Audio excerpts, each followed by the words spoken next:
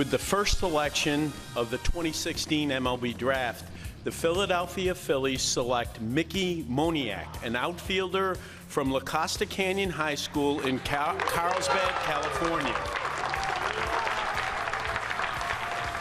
Well, it's certainly a dream come true for Mickey Moniak. When he was a kid, he thought about the opportunity of playing professional baseball, but did he think about being the #1 overall pick?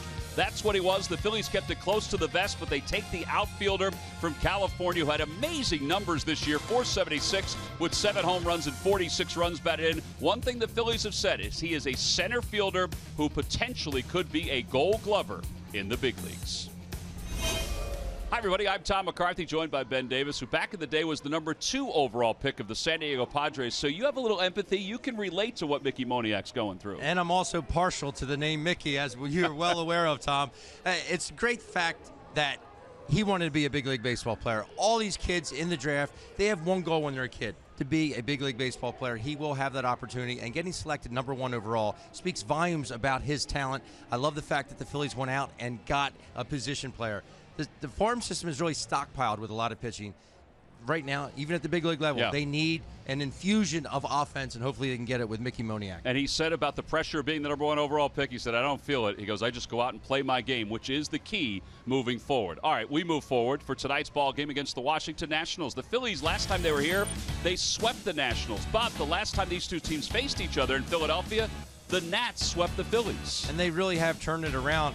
It hasn't been with Jason Worth. It hasn't been with Bryce Harper. It's been with Daniel Murphy. They have to make sure that they keep him under control. The guy's the hottest hitter on the planet right now. He's hitting righties, he's hitting lefties. He can do it all. But the starters for the Nats, they're just as good, and the Phillies offense really has their work cut out for them. Somehow the Phillies have missed Steven Strasburg until tonight. This was his last outing against the Reds.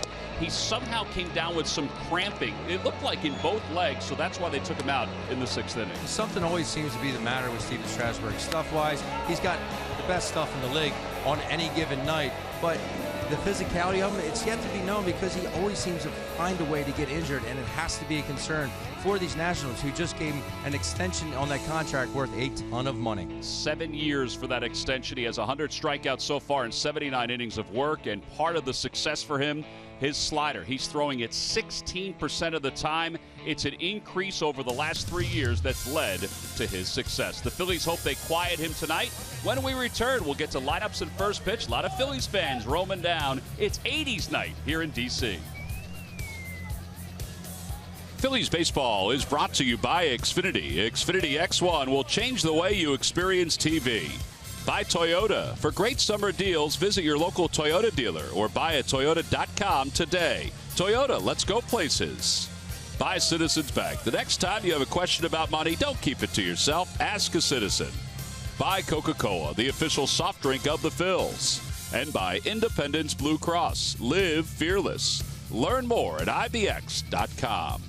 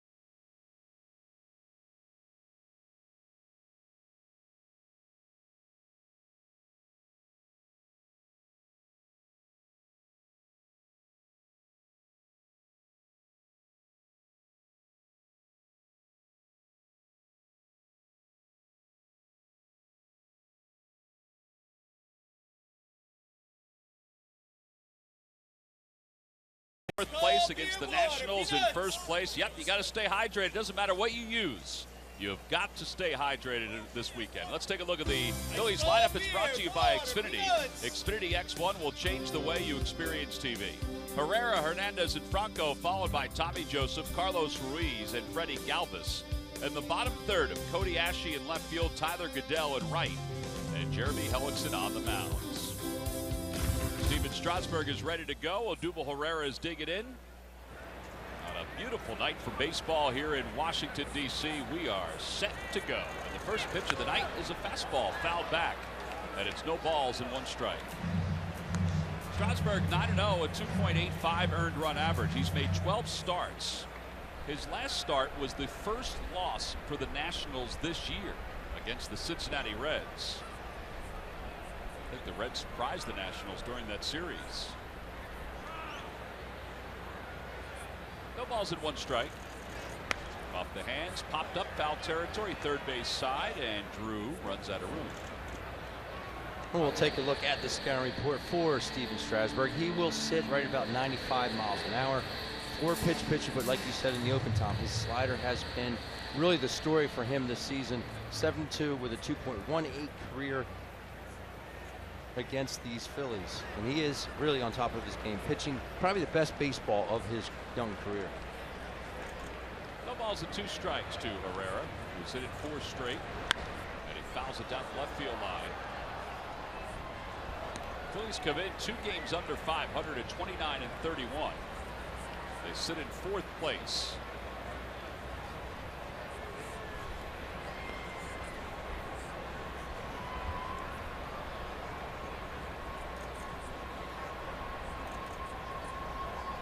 No balls and 2 strikes, and he slaps it foul, and it remains 0-2.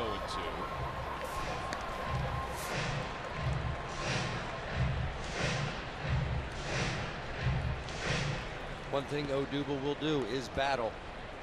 And that's something he will continue to do throughout these at-bats. It doesn't bother him that he's down in counts. He will continue to battle and see a lot of pitches. Well, that's all part of his maturation process, which has taken place from last year to this year. Home plate umpire tonight asked for time as Odubel. He's getting a little extra time to get settled in the box. And he fouls another one off. Good luck at McDonald's. Phillies home run jackpot contestant is Jim Kopchak of Morrisville, PA. Phillies hit a home run in today's ballgame, and Jim will win $200. Good luck, Jim.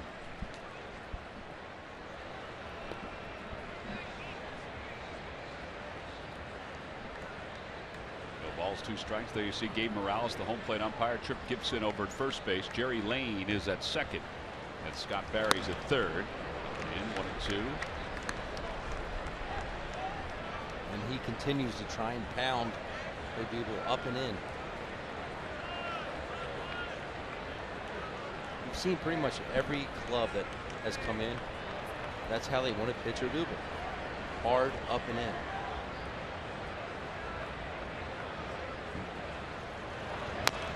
Ground ball foul again.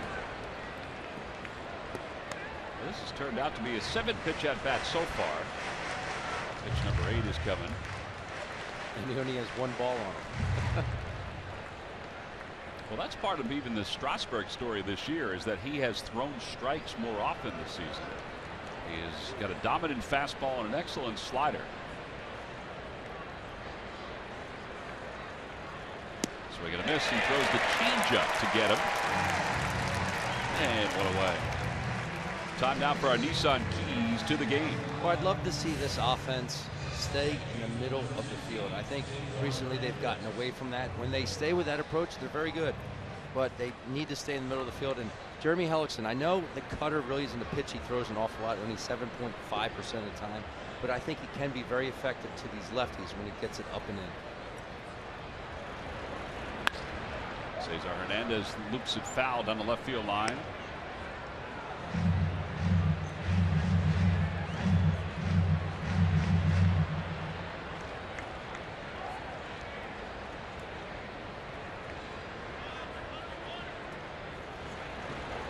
Ground ball over to first base.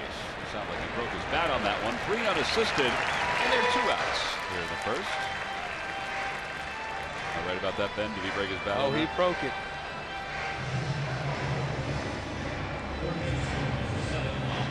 Even up here in the clouds, we can hear that. All right, so 2 outs, and here's Michael Franco. Franco is 0 for his last 6. He finished the Cubs series with 2 hits and 11 at-bats. His average sits at 247.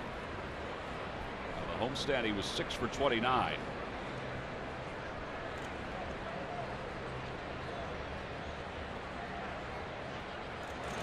And he fouls it back over the screen, and it's 0-1. You can see a very aggressive Phillies offense here in the first inning.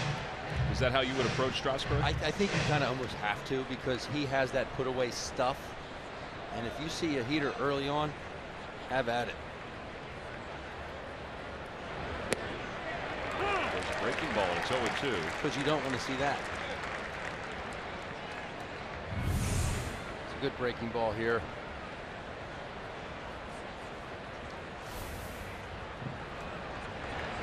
Outside.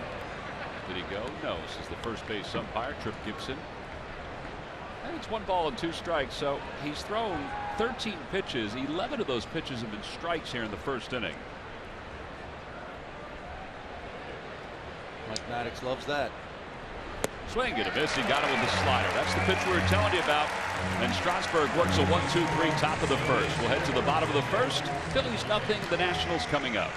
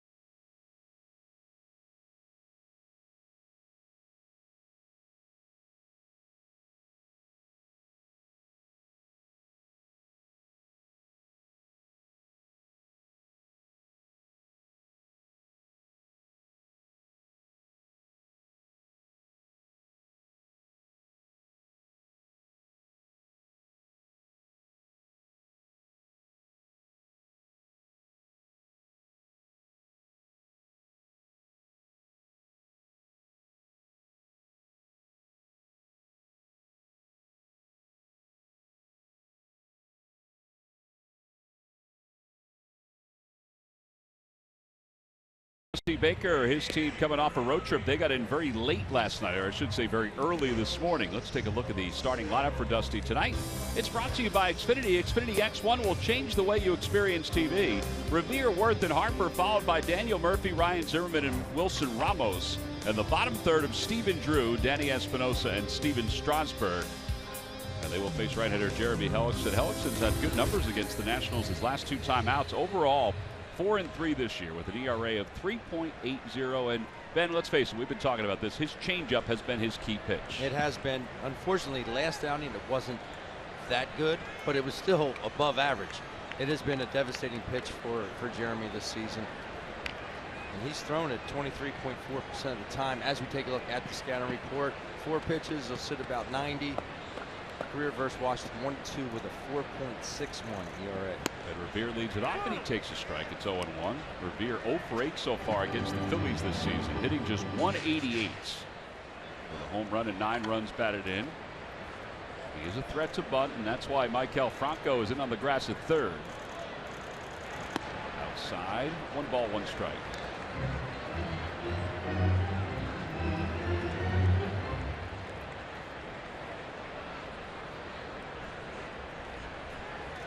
Ellison's first start against the Nationals, he went only 3 innings and allowed 7 hits and 6 runs. It's hit the straightaway center field. Odubel Herrera is back. A couple steps from the track, makes the catch. One away. Tonight's ball game is also available in Spanish. Just use the SAP button on your television or change the language through the menu on your cable box.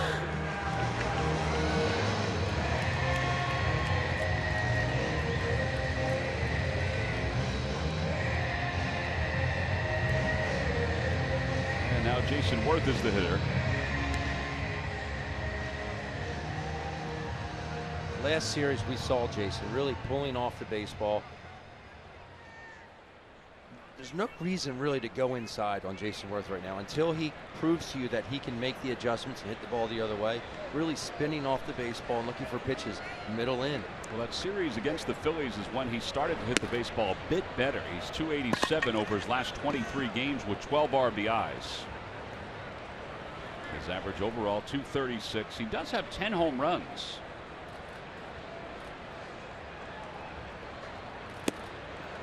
Outside, and it's 2-0.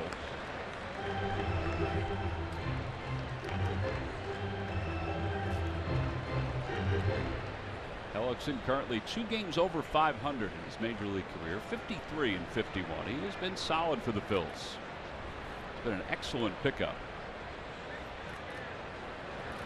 Outside, 3-0.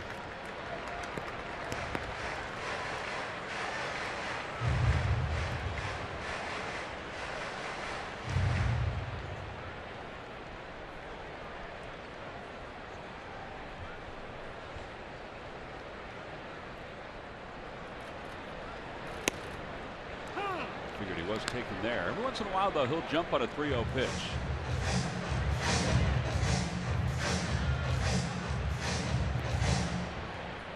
And what he's asking for. Well, there's something that he's seeing out in center field or with the umpire or something. And the dirt, ball 4.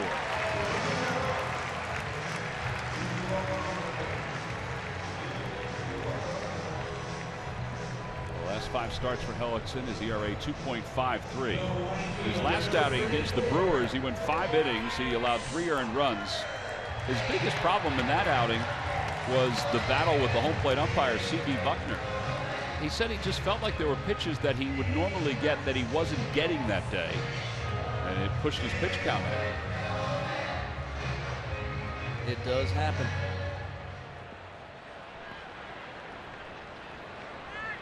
Bryce Harper's now the batter. Harper .257 with 13 home runs, 37 runs batted in.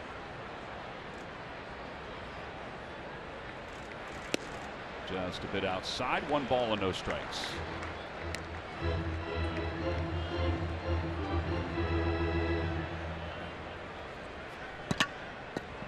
I think that's the exact reason you did not see Jason Worth swing on that 3-0 pitch. Bryce Harper's numbers way better with runners on.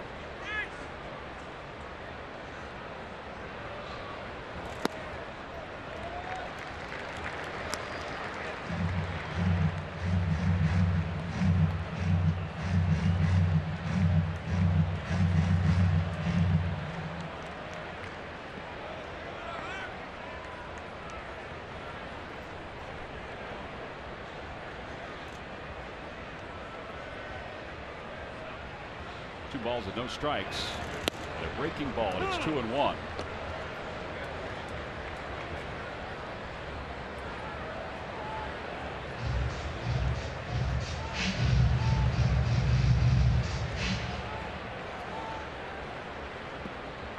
Did you get any Wi-Fi yet there, partner? I have a little bit of Wi-Fi. It's bouncing up and down. Struggling over here. Toss over to first, and Worth is back. Worth has stolen 1 bag this year.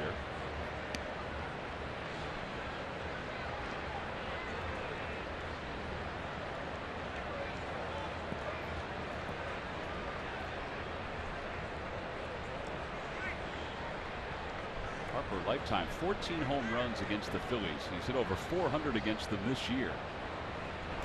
Changeup, It's 2-2. That's the pitch that has been the bread and butter for Hellickson. Opposition is hitting just 113 against the changeup this year. And you can see how far out in front he is of this pitch. As a catcher, I used to love, and I mean love, or even with guys that can do it, I used to love, after throwing a curveball, come back with a changeup because they don't see that jump out of the hand. They're thinking fastball right away. The next thing you know, they're still out in front of it because it's a changeup. 2 balls and 2 strikes. Worth leads off first. There he goes. He got a good jump. The ball is hit sharply to second. Backhanded by Hernandez. And 2 outs. There's nothing else that Cesar could do. The ball was hit hard, and it was an excellent jump by Jason Worth. It was.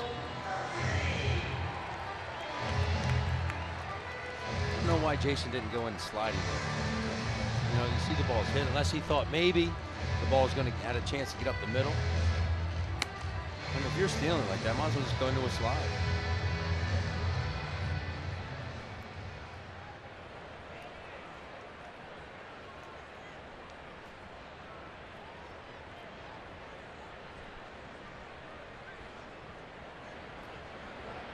'83 hits.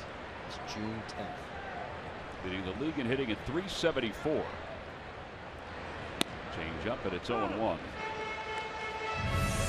Watch him going in this bag here. He gets a very good jump, and he sees the ball that plays right there, and he's just thinking, this is just going into a slide.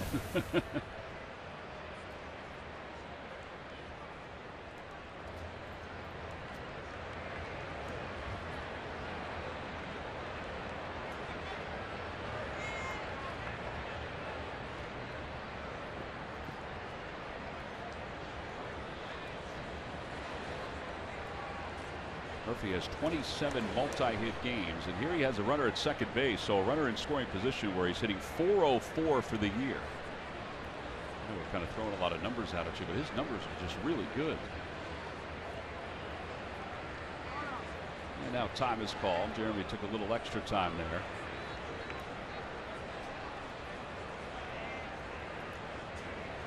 I asked Pete today about Cameron Rupp not playing and Carlos Ruiz playing behind the plate instead. He said he just had a feel that it would be the right matchup for Ruiz to be out there with Hellickson on the hill.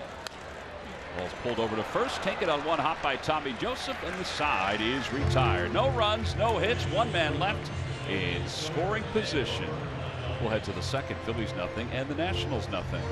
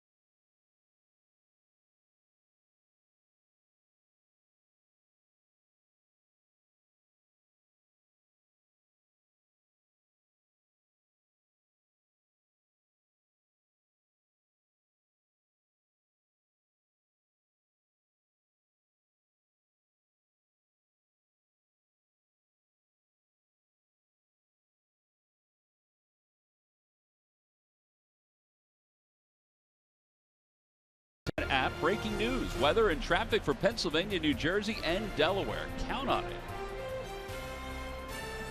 We go to the top of the second. Tommy Joseph will lead it off. Tommy has hit in 5 straight as a starter for the Phillies. And here's the first pitch in his at bat. He takes it high. It's 1-0. Now, last time he faced the Nationals, he didn't fare all that well. But as he even said today, he said, I did hit a lot of balls hard. They were just caught, particularly against Max Scherzer. 1 ball and 1 strike to Joseph. Yeah, he had to go up against a very, very good Max Scherzer that night. Seemed like he saved his best sliders for Tommy. 1 ball and 2 strikes.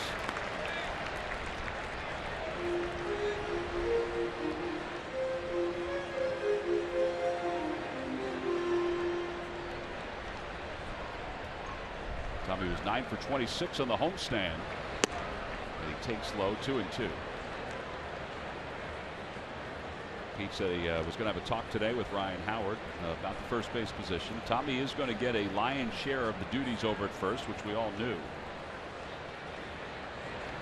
Fouls it back, and it remains 2-2. 96 on that fastball from Strasburg. Pete said he was just doing an information session just to kind of keep Ryan updated after he started the last couple of games.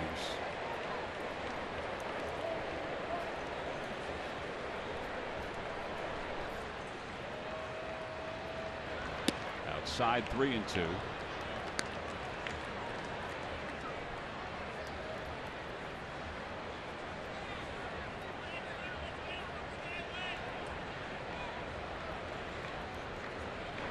Breaking ball and a call. Strike 3. From our vantage point up here, we've got a good view. I know we say that every single time. It looked like that was inside. It came back, but it came back after it went across the plate. It's not where Ramos wanted it. I don't think it's where Steven Strasburg wanted it. But I thought the ball was inside. We'll take a look here. See Ramos set up pretty much down the middle, but it's close. It is close.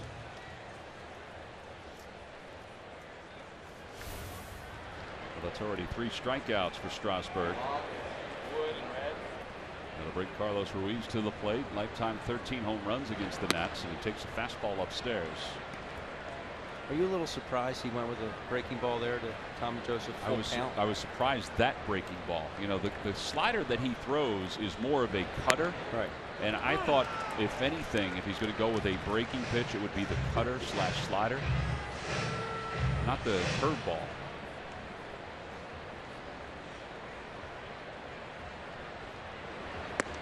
Up and in, and it's 2-1. Since May 29th of last year, Strasburg has been lights out. His record is 17-2 with an ERA of 2.33. Hey. Off the screen, 2-2.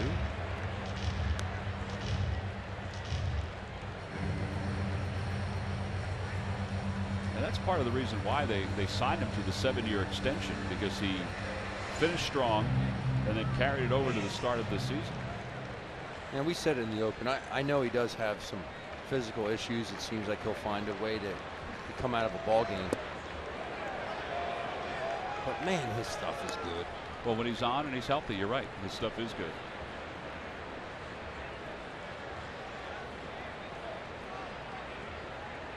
Three-2 pitch to Ruiz. Outside, ball 4. So back-to-back 3-2 pitches. And this one leads to a walk. First walk of the night. And Freddie Galvis is coming up. Freddie finished with only 4 hits on the homestand. I got a chance to spend a little time with Freddie and Juan Samuel last night during the Phillies Festival, which we were all part of. And he was great with the fans. I mean, particularly the young fans who came by to get his autograph.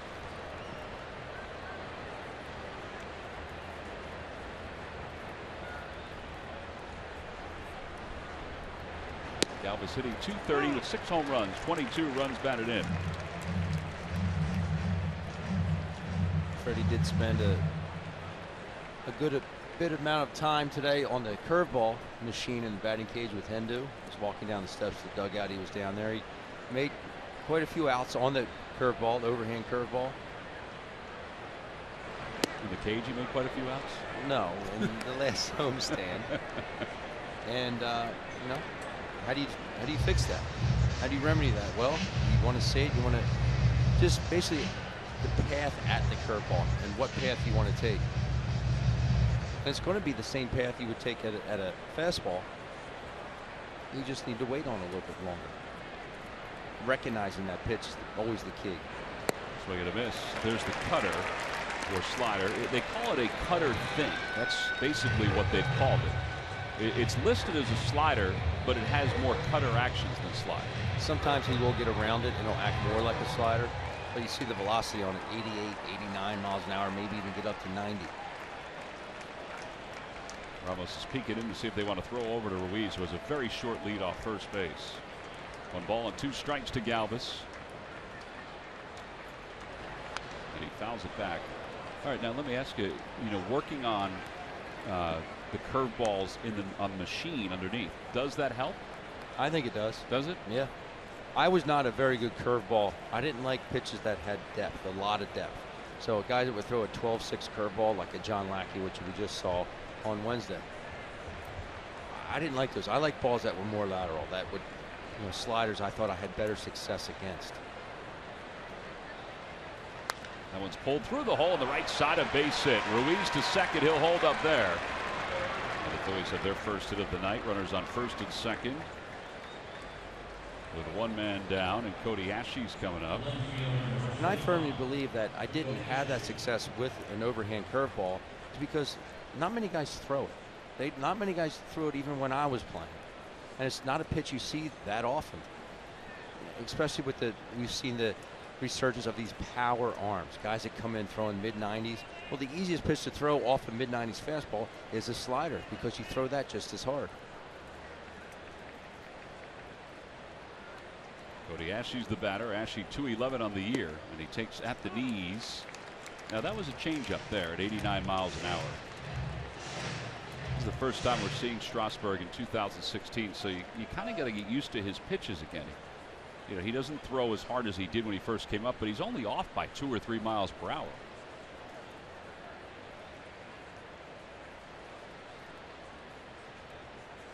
Off the hands, blooped out to center field, a base hit. Rounding third, heading for home is Ruiz. The throw by Revere's going to third. Galvis is safe. It's an RBI single, and the Phillies take a 1-0 lead. How about the read by Carlos Ruiz off the bat? Took the words out of my mouth. That was just a textbook read there by Chooch. Yes, he's not the fleetest of foot, but he read right off the bat that ball was going to get down. He made a great turnaround third base and scored easily. It's a fastball there, supposed to be away. Comes back over and jams Cody a little bit. Ben Revere comes up throwing. Nice job of Freddie taking advantage of Ben Revere's arm. But you see, head down. I know that ball's going to get down, and I know I'm going to score it standing up. First RBI of the year for Cody Ashe as Carlos crosses the plate, and now Tyler Goodell is up. Tyler in a little bit of a mix-up. He's 0 for his last 8.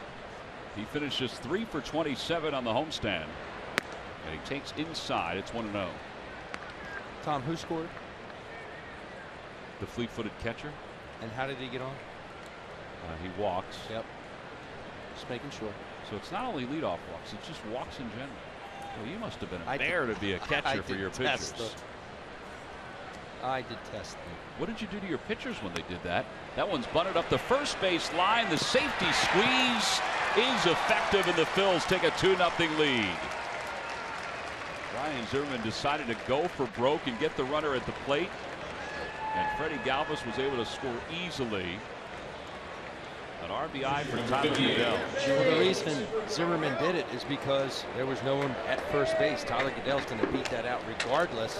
So he figures the only play I have, and we know the throwing issues that Zimmerman has had over the years. Makes a good throw here, but it's just too late. See Freddie, good read there, ball's on the ground. And Stephen Strasburg, to Tyler Goodell's credit, he is not the guy you want to go up there and bunt against. It can't be very comfortable because of his velocity. So it's a base hit and an RBI for Tyler Goodell, and now Hellickson bunts. That'll move runners up to second and third. The Phillies are doing everything differently in this inning to get some runs and to get some runners in scoring position. Textbook. 6th sacrifice bunt of the year for Jeremy Hellickson. I'm digging this safety squeeze. I'm not going to lie to you. I keep going back to spring training when we asked Keith, because we have the meeting with the coaches, and we asked him, so, would you do a squeeze play? He goes, I don't really believe in them that much. Well, he's done more squeezes or safety squeezes than we've seen, I would think, combined for the last 4 years.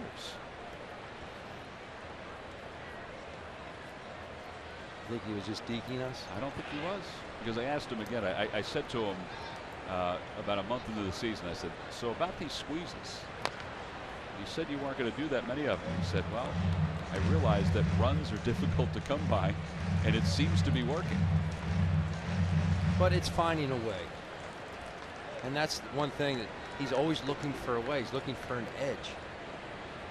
I think it's just good managing. I really do.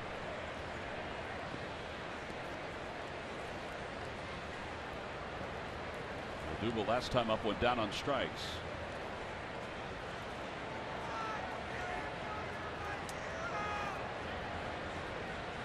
So we get a miss, 0-2. I don't think he was thinking about a 94-mile-an-hour high fastball.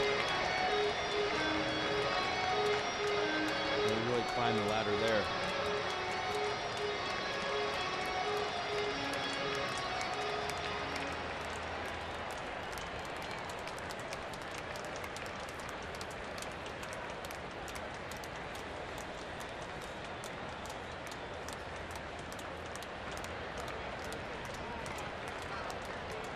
Two strikes to Odubel with runners on second and third. And he hits that one toward the left side. Diving catch by Danny Espinosa. And the side is retired. Boy, that would have been huge to get a couple more. Odubel's retired. The Phillies get two. They leave two in scoring position against Steven Strasburg. We'll go to the bottom of the second.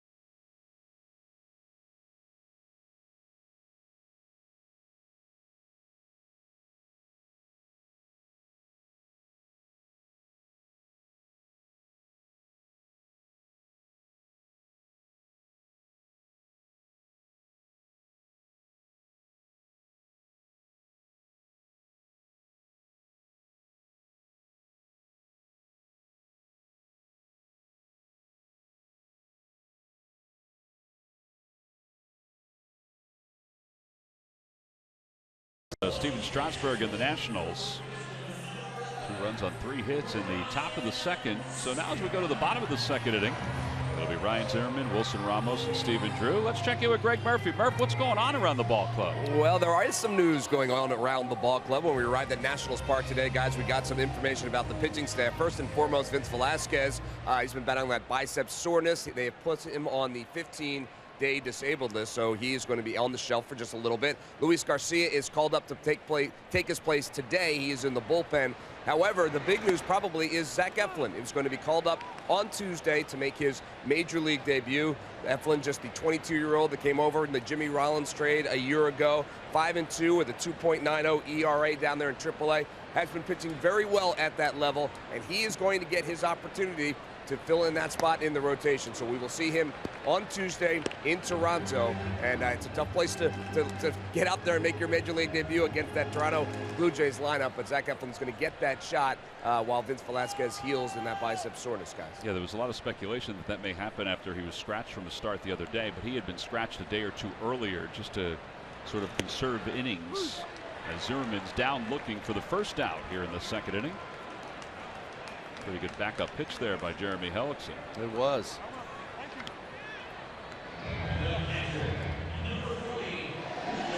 Murph and I talked to Vince as we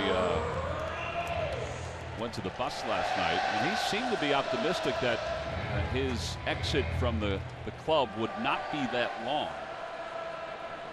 The fact that they said there's no structural damage, that they didn't see anything, is huge. I really think he's just going through a case of dead arm, like I described the other day. Every year I would get in spring training, it just felt like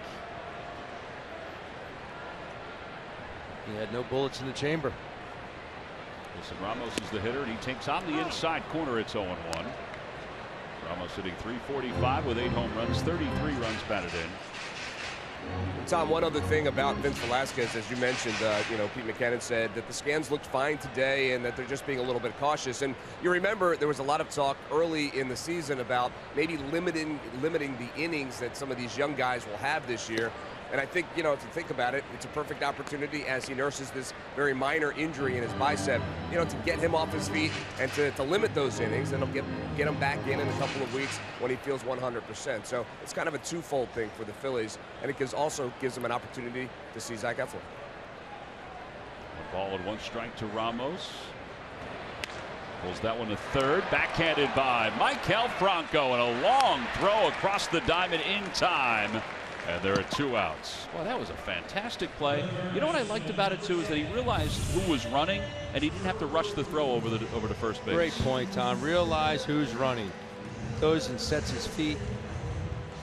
We see that effortless throw across the diamond. It really is effortless.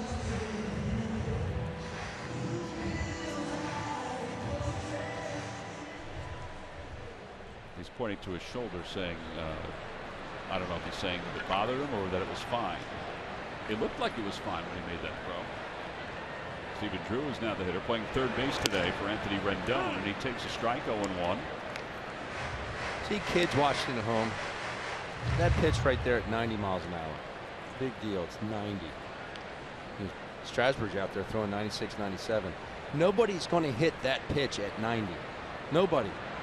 Because of where it's located? Because of the location. At best, Stephen Drew is going to hit a broken bat single to left field. But it's only 90. It doesn't matter. It's just about location. And that's why I like watching Jeremy Hellickson pitch. He's pitching. He's not just out there throwing. Head, no balls and 2 strikes to Stephen Drew. In the dirt, blocked by Ruiz, and it's 1-2.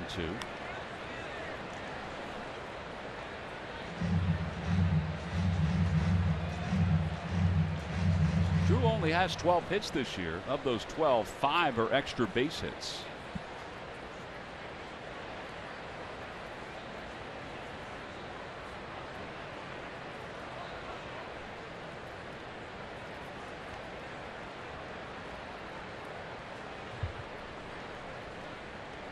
So they settled on fastball in.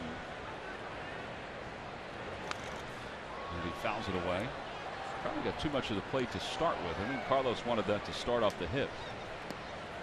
Yeah, too much plate there, but you can get away with that from time to time if you're ahead in counts.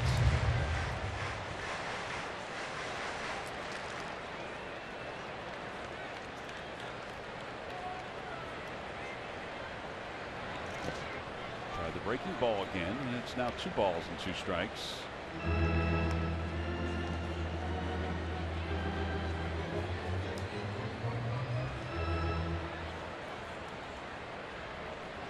It is a beautiful night. It's turned out to be a nice day here in Washington, D.C. Over to first base, backhanded by Tommy Joseph. Hellickson's there to cover, and the side is retired. Pretty good piece of pitching there by Jeremy Hellickson to work a 1-2-3 second inning. We'll head to the third. Phillies on top 2-0 over the Nationals.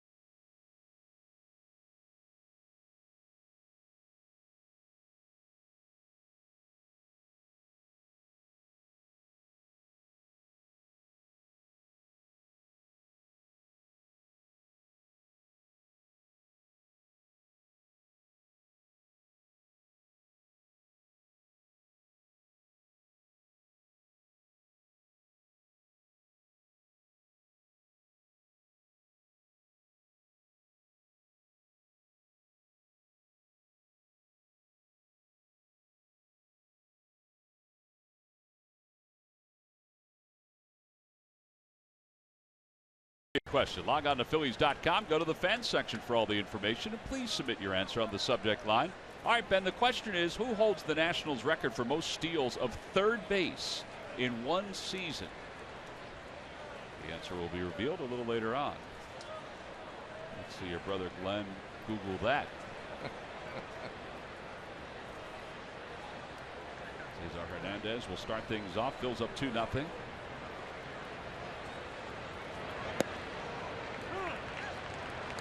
Balls and 1 strike.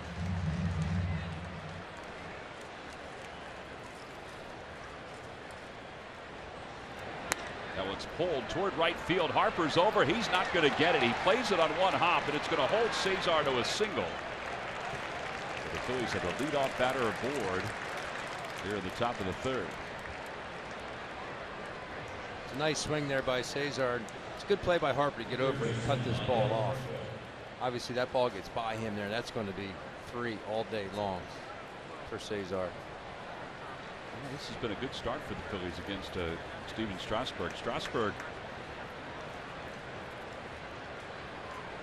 has struck out 3 so far. That hasn't been an issue for him. And, you know, he averages 11 strikeouts per 9 innings. With Michael Franco, he's one of the strikeout victims, and he hits it softly to the left side. Hernandez will get to second base, but Franco is retired. One away, runner in scoring position. If your employees are on the road as much as the Phillies are, protect them with Independence Blue Cross. They're part of a national system of Blue Cross and Blue Shield plans that cover more than 100 million members across the country. Live fearless. Learn more at ivx.com/biz.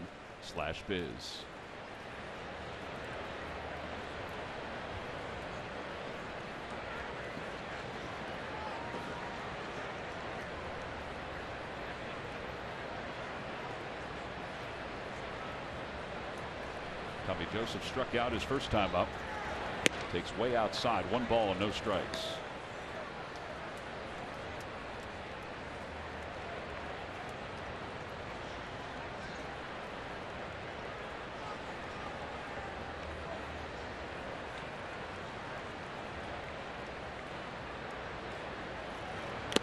Foul tip, and it's 1-1. By the way, it's 80s night here at Nationals Park. It's kind of surprising that they didn't bring back the Expos uniforms for tonight. Yeah. They've just gone with their normal Friday night uniform top.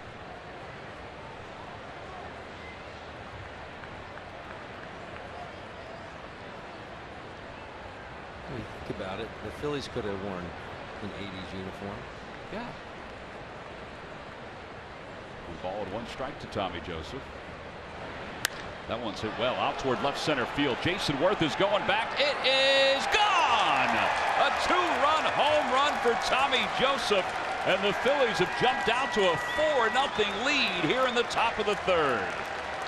He went down looking his first at bat on that 3-2 curveball. Hit a very good swing on the 1-0 pitch. It was a hanging slider. Gets this ball and drills it. I mean, drills it out to left center. And Jim Kopchak of Morrisville, Pennsylvania, you've just won $200 thanks to this swing in the McDonald's home run jackpot. Way to go, Jim. There was that same old cutter / slider, and could your swing get any shorter? You let him provide that power. That ball was cooked. That was the 6th home run of the year already for Tommy Joseph. 20 RBIs. Carlos Ruiz, who walked his first time up as the batter, and he fouls the 0-1 pitch back. It's 0-2. That's a nice way to start this weekend series.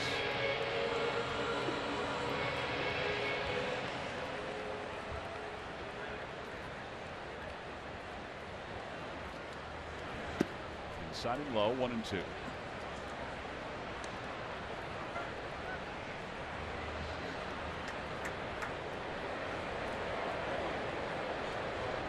Ninth home run allowed by Strasburg this season.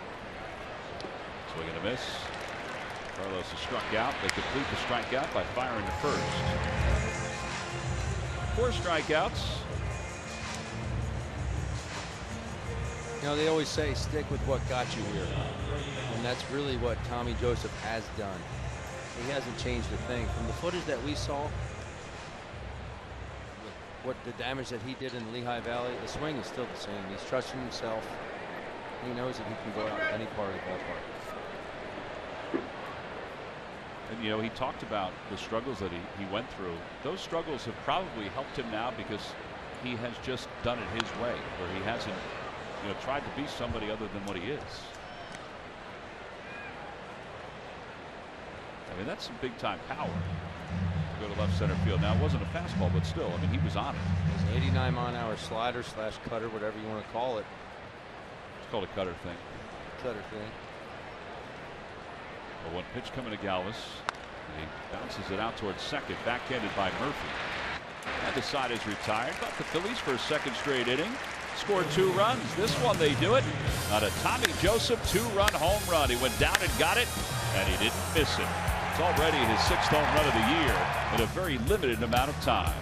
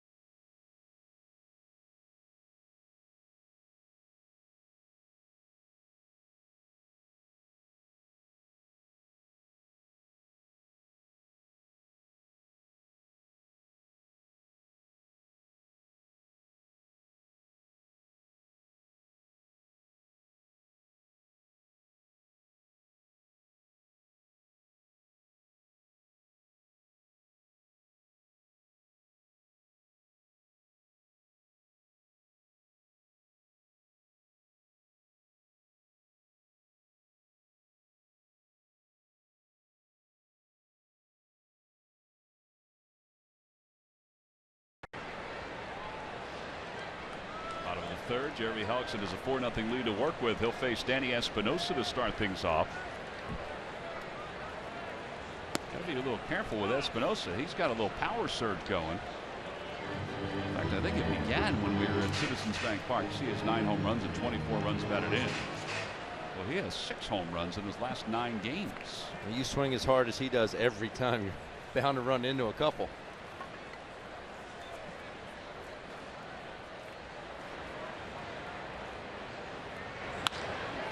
Toward left center field, Cody Ashley will not make the catch. He'll play it on a hop. And that's the first hit against Hellickson. Phillies baseball is brought to you by your Delaware Valley Honda dealers. Hurry to your local Del Val Honda dealer. Visit DelValHondaDealers.com. By the Pennsylvania Lottery's new instant game, $100,000 home makeover. Players must be 18 or over. Please play responsibly. And by Jefferson. Call 800-JEF now or visit jefferson.edu. 80s night here at Nationals Park. Everything was bigger in the 80s, Tom. I don't remember that kind of a hairdo. Sacrifice is successful for Strasburg, the runner at second base. 1-4 on the putout. I don't know if he was going for the Joe Dirt look. You know what? He was probably going for the Joe Dirt. I'm thinking of. There's Dirt.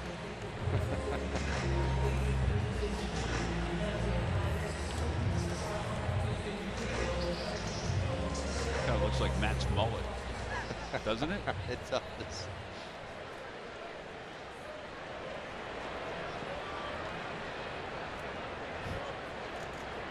Little Libby Newton-John, let's get physical there. Here's Ben Revere. Revere flying out to center field his first time up. He's 0 for 1. On the outside corner, it's 0-1.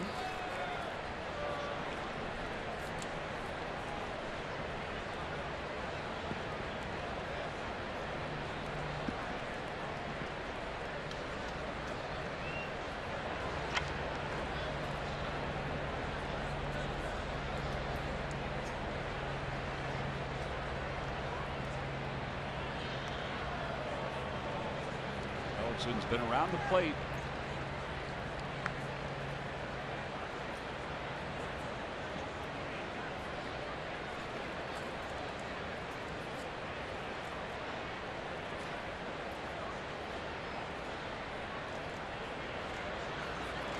Inside, 1 ball, 1 strike.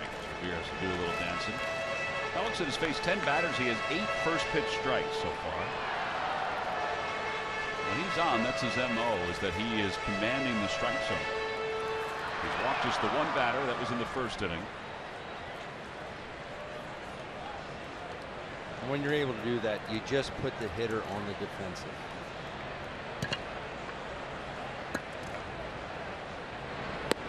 Inside, 2-1.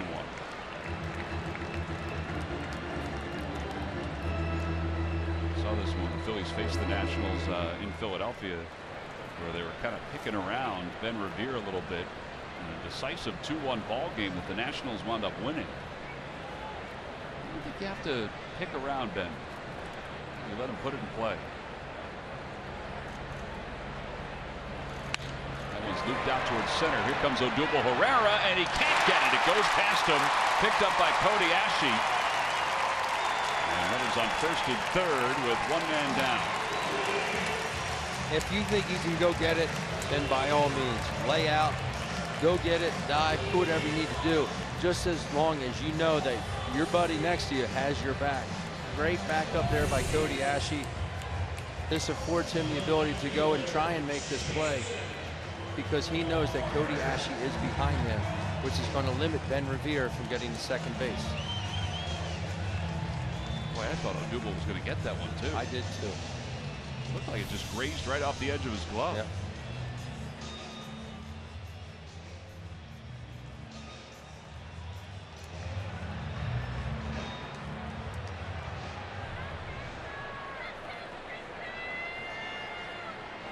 Runners on first and third. Espinosa at third. Revere at first.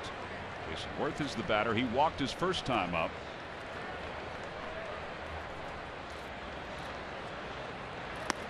And that pitch is on the inside corner for a strike. It's 0-1.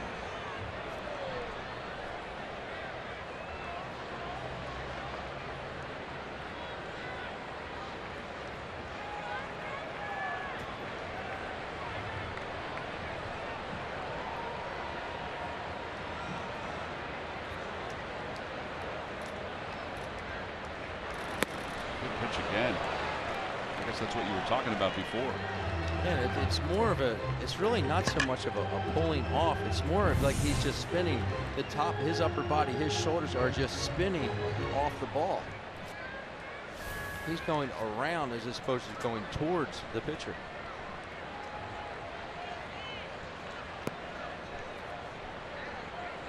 Quick toss over to first, and Ben Revere didn't have a huge lead.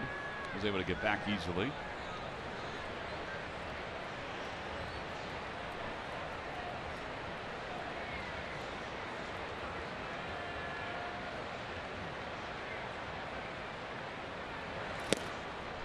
Tried to throw that same pitch that he threw to start the at-bat to Worth, and it just missed a little low. 1-2.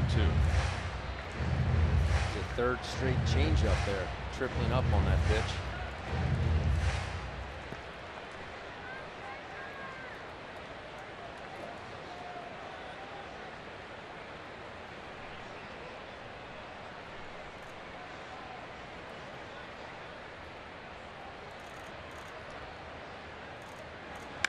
And that one is lined into left field, a base hit. One run is in. Revere is heading to third base. Ashe gets to it quickly. They're going to wave him home.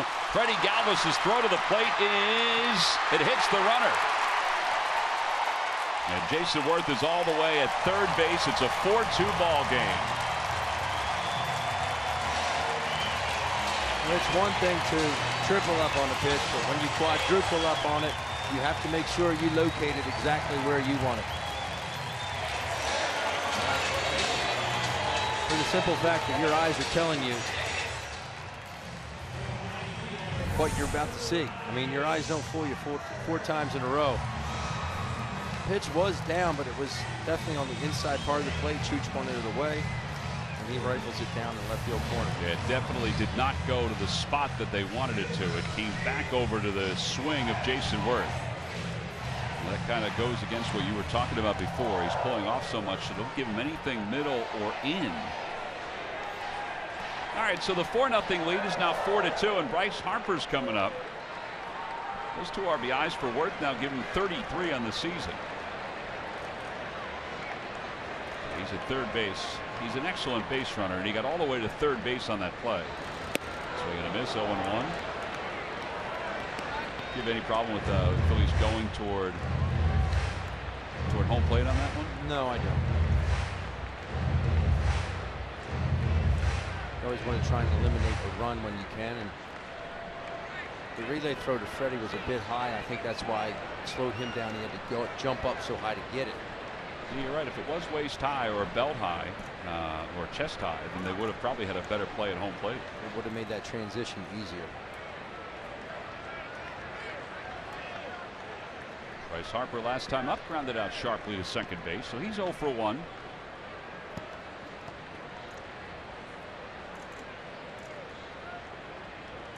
Fastball in, 1 ball, 1 strike. Of course, Bryce Harper is Tom Cruise, a Top Gun. What did he do? Never. Yes, he is. What's the matter? Your mom didn't like you or something?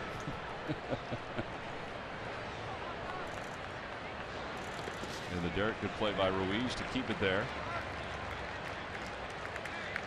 We used to do these drills in spring training, where at the end of the day, whoever won the battle would get something. Be offered, be a servant for that guy or whatever for the day. So we draw these circles out in front of home plate, and we go and do our blocking drills. And however close the circle was, you would get X amount of points. I would not want to battle Chooch. The ball just goes right out in front of him every time. He's so soft once it hits him. Off-speed pitch, and it's 2 balls and 2 strikes to Harper. Is that because of practice over the years? Is it because he's had guys like Brad Lidge and Halladay that have thrown that slider, or Brett Myers? Well, it's first of all, you have to trust yourself to get there, get to the spot, but you just cannot be rigid with your chest. The more rigid you are, the more the ball is going to ricochet off you. And if you can tell yourself to kind of exhale, it'll soften your chest up.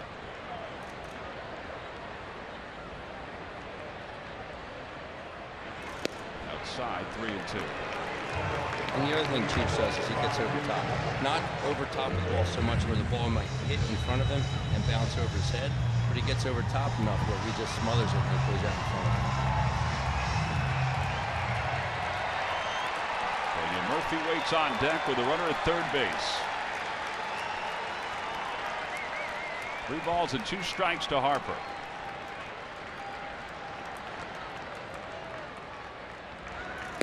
Outside, ball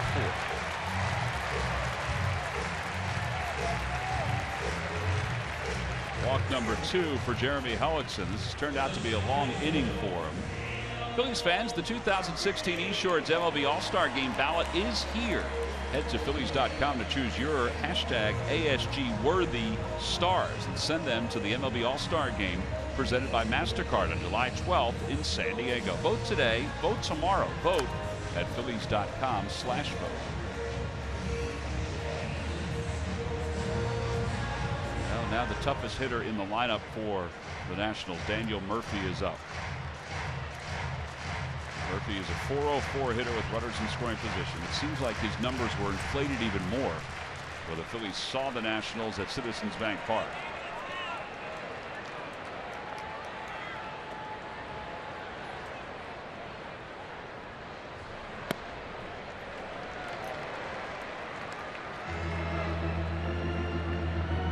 Murphy is tops in the National League and hitting at .374 coming in.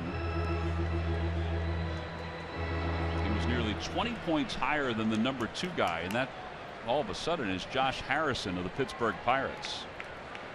And Zobrist is 3rd in the league in hitting at .325.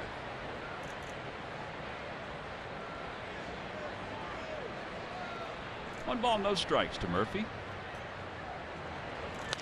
Ground ball over to second. Big hop for Cesar Hernandez. They go to second for one, over to first. And a double play to wrap up the 3rd inning. Useful. 4-6-3. 2-run score, though, for the Nationals. It's a 4-2 Phillies lead.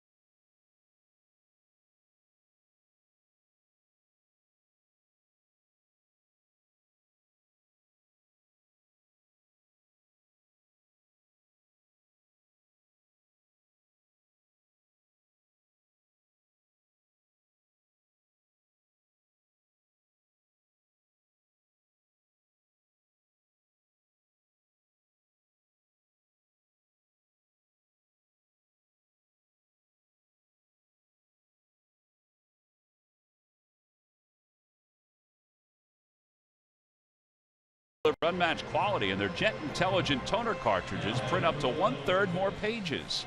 Get yours from who but WB Mason today and experience the difference. Nobody beats WB on HP. Phillies lead at 4-2 as we go to the top half of the 4th inning.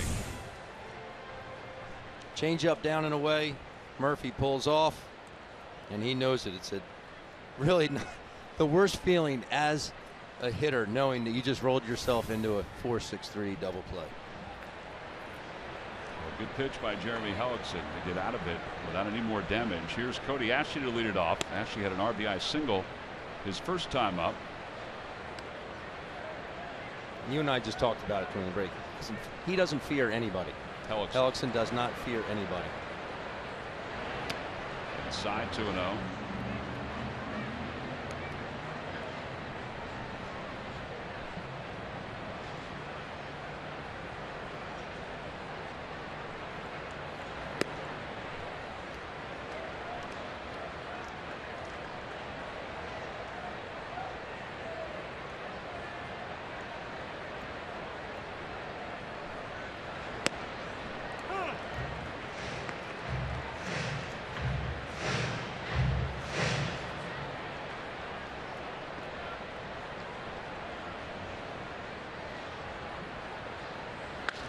Fly ball left field. Jason Worth is out there. Not the 3-1 swing that Cody wanted. And one out here in the 4th. Saturday, June 18th, when the Phillies take on the Arizona Diamondbacks, it's AT&T Michael Franco Bobble Figurine. That'll be given out to all fans coming to the ballpark. Plan now and order at Phillies.com. Went away for Tyler Goodell, who had the bunt that turned out to be a base hit. His first time up, and he takes strike one. It's 0-1.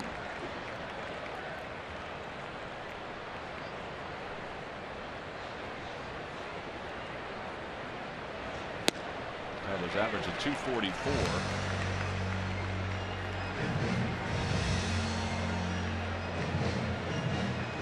Partly because his homestand, he struggled. He was 3 for 27 on the homestand. A bit high, 1-2.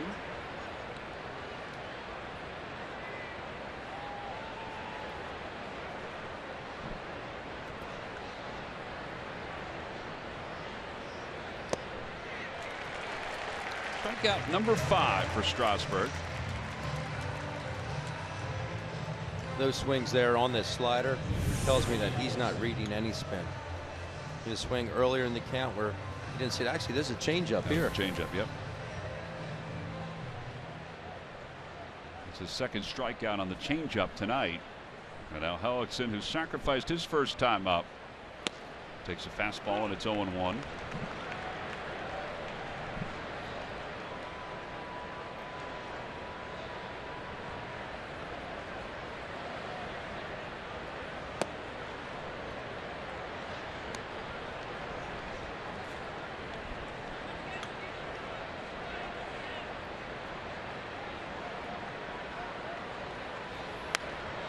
And fouls the 1-1 pitch back. It's 1-2.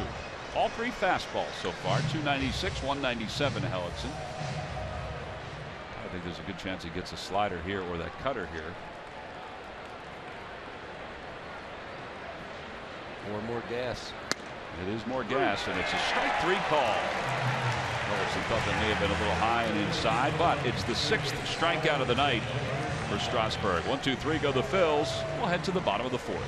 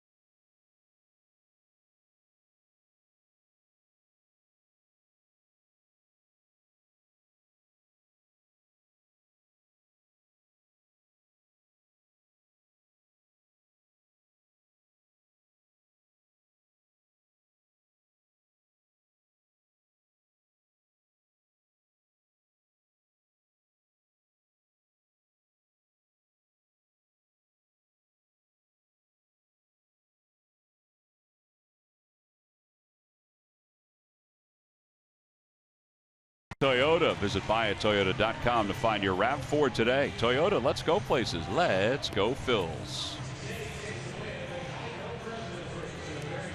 Bottom of the 4th inning. Ryan Zimmerman, Wilson Ramos, Stephen Drew are due up against Jeremy Hellickson. Well, today is day 2 of the Major League Baseball amateur draft. So, Murph, after getting a couple picks last night, the Phillies were busy again today, like everybody else in baseball. Yes, they certainly were. 7 picks in all today, as it goes very quick. After that, Cole Stobbe, you see, he's an infielder. He's a high schooler from Nebraska. He was actually considered one of the best hitters, high school hitters in the draft. Some mock drafts had him in the first round. They get him at pick number 78. Jojo Romero is a left-handed pitcher from the St. Junior College that Ken Giles went to. You have a left-handed pitcher from Oregon, Cole Irvin. David Martinelli is a center fielder, and he comes out of Dallas Baptist. And then a catcher at 197, and then a couple of right-handed pitchers, Grant Dyer, Blake Quinn, Julian Garcia, to round out 3 through 10 guys. Another UCLA guy in that mix as well. All in all, 3 UCLA commits or players coming to the Phillies in the first 10 picks, guys. Yeah, the Phillies have selected 6 players so far from the state of California, so they've been busy out there. And this was the second pick yesterday, the 42nd overall, Kevin Gowdy 4-1 this year with 93 strikeouts and 56 2/3 innings. And like Mickey Moniak, he was also a first-team All-American for perfect game. And Zimmerman will lead things off as we go to the bottom of the 4th inning. If you go back to the beginning of the year, the 1st of January, around that area, Gowdy was projected by Baseball America to be the 13th pick overall in the 1st round. So there was a lot of interest in him and his abilities. In the dirt, 2-0, and he, Murph mentioned the UCLA connection. He, like Mickey Moniak, has already committed to UCLA. So we'll see what happens. Both are excited to have the opportunity to begin their professional career, though. I'm sure. 2 balls and no strikes to Ryan Zimmerman. He struck out looking his first time up. And he hits that one out to right field. Tyler Goodell is there, and he makes the catch. 1 away.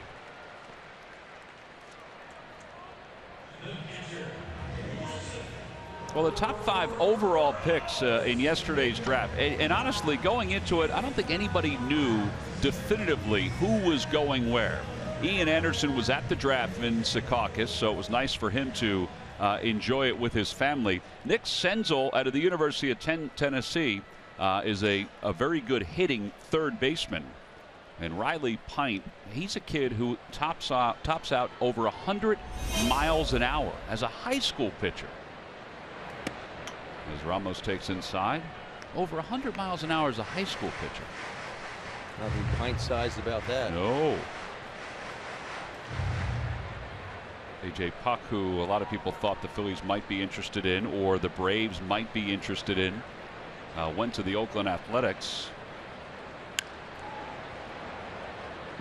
Jason Groom from Barnegat, New Jersey, went to the Red Sox with the 12th pick. Those are 2 guys that folks thought could be 1 or 2 in this year's Major League Draft. And from what I understand and what I gathered today is that with Groom, they said maybe there was some signability issues. Maybe that's why he dropped to 12th. Well, that's what people alluded to yesterday, and who knows? He decommitted from Vanderbilt, your brother's alma mater, and said that he was going to go to a junior college. So people thought, well, maybe he's setting it up that he won't sign and will go to a junior college and then possibly be drafted in the 1st round next year.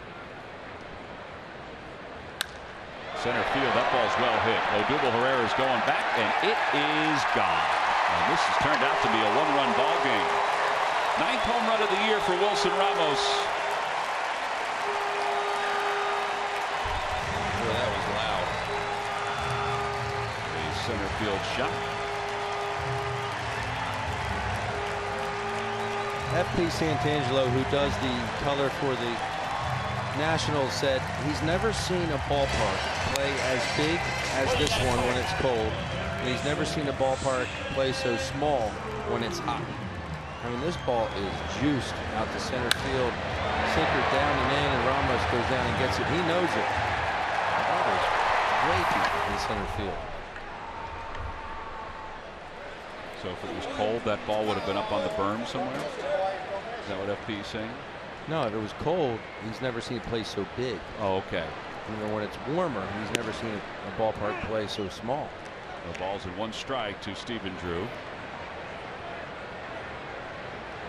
Drew grounded out his first time up, 3-1 on the putout.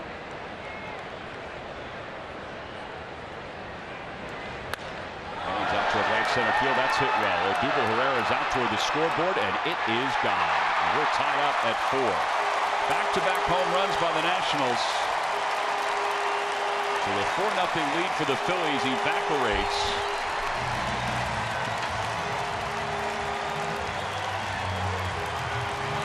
The last thing you want to do is to let these Nats back in the game. Yes, they do have a pretty good offense, but you get 4 off Steven Strasburg that early is a good sign. You just don't want him to settle in, but this is a good swing here. A backdoor cutter there, which we mentioned he only throws about 7.6% of the time, and the ball just gets him in that first row in right center. Now Danny Espinosa with 1 out and 2 home runs. Espinosa singled and scored the first run for the Nationals his last inning. Joe's bunt, bunts it toward the right side. This is a heck of a bunt, and this is going to wind up being an infield hit. Kind of in no man's land once it got past Hellickson. Now you figure Strasburg is going to try to sacrifice him up to second base, so with 2 outs they'll get to the top of the order. Yeah, he was successful in doing that his last at bat, but nice play here. We talked about the other day why lefties don't do this more. Bring it with you. As long as you get in that Bermuda Triangle out there, there's nothing you can do. There's no defense against it. Bob McClure out to the mound to talk to Jeremy Hellickson. Still only 1 man down here in the bottom of the 4th inning. Over the course of his career, Jeremy has been a fly ball pitcher, which means that he has a tendency to give up a lot of home runs. He hasn't lately until tonight. And now he's given up back-to-back home runs here in the 4th inning.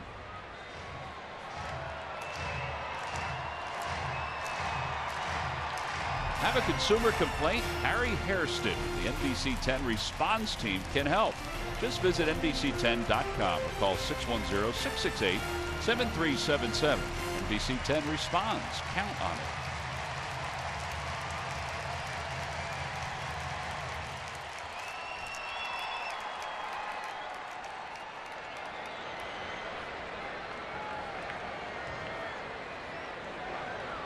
Strasburg sacrificed his first time. He squares the second time.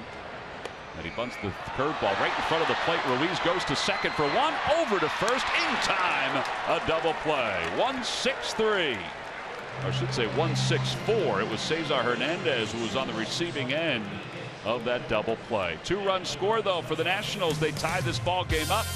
Little defense for the Phils gets Jeremy Hellickson out of any more trouble. We'll head to the 5th at a 4-4 game.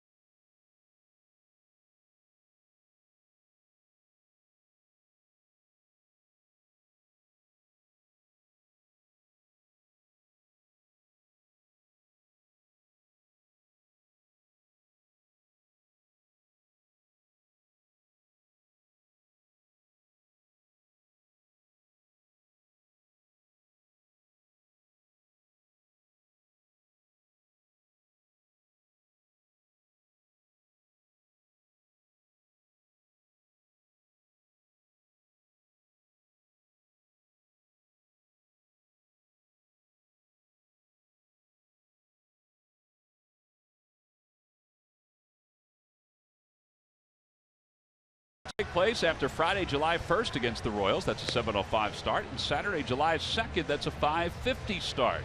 Get your tickets now for the 3-game series between the Phils and the Kansas City Royals by going to Phillies.com. Top of the 5th inning. It's a 4-4 ball game. Time now for our Hyundai defensive play of the game. Well, you just saw it. This is why, as a catcher, you need to come out of there and come out hot. Freddie Galvis very smart to go off that right foot. Chooch comes out firing, and you know you have the pitcher running, but it's a nice play by Freddie to range with his right foot on the bag so he can range farther towards the dugout, and that is your Hyundai defensive play of the game, brought to you by your local Hyundai dealers. Well, Ramos and Stephen Drew hit back-to-back home runs to give the The Nationals, their 3rd and 4th runs of the night. They've tied it up as we go to the 5th, so a brand new ball game. And Odubel Herrera is way late on a 95-mile-an-hour fastball.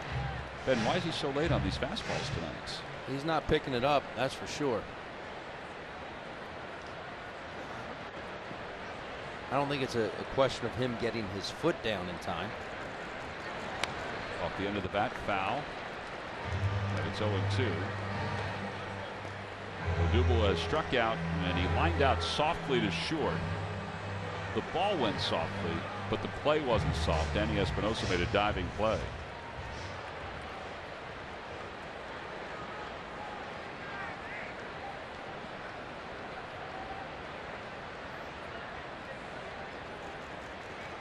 Outside.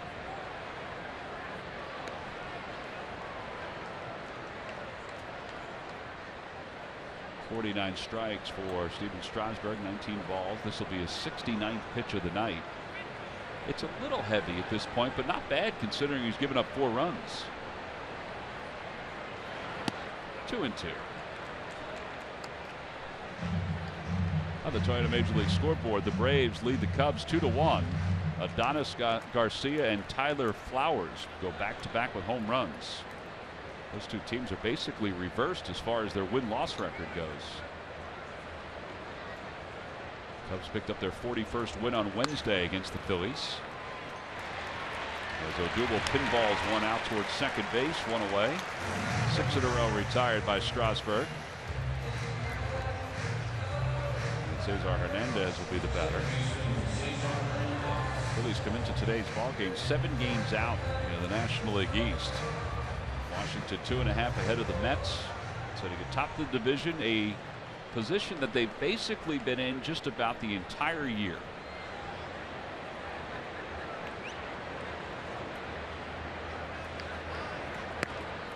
One ball, no strikes to Cesar.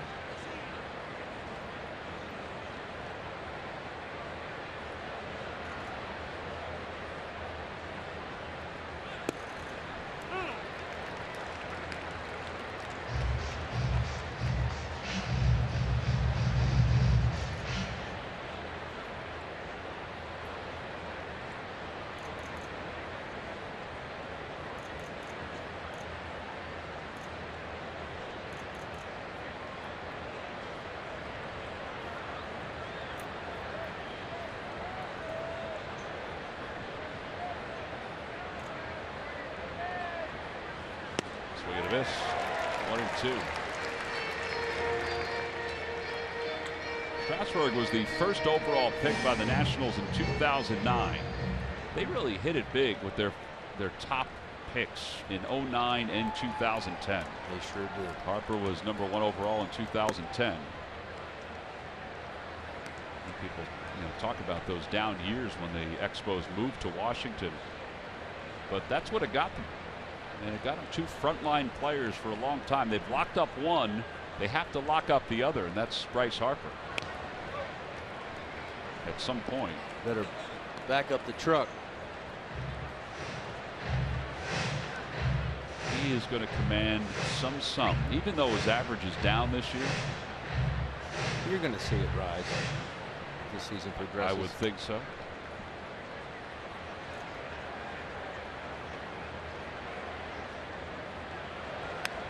Back to the screen. It remains 2-2. The other thing too, Ben, I mean, think about it. They have 3 first-round picks, 3 of their first-round picks on the field right now. Strasburg, Harper, and Ryan Zimmerman over at first base.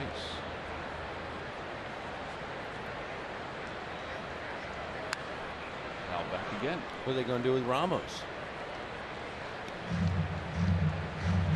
They have to sign him.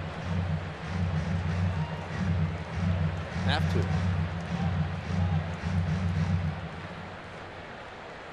I mean, they have to, right? They have to. I agree. Ground ball. That's a fair ball. And Ryan Zimmerman will beat Cesar to the bag. 3 unassisted. There are 2 outs. So it's a good problem to have these contracts that they have to deal with. I mean, they signed Zimmerman to a long-term deal. I think if they had to do that one over again, they might think twice about it. Yeah.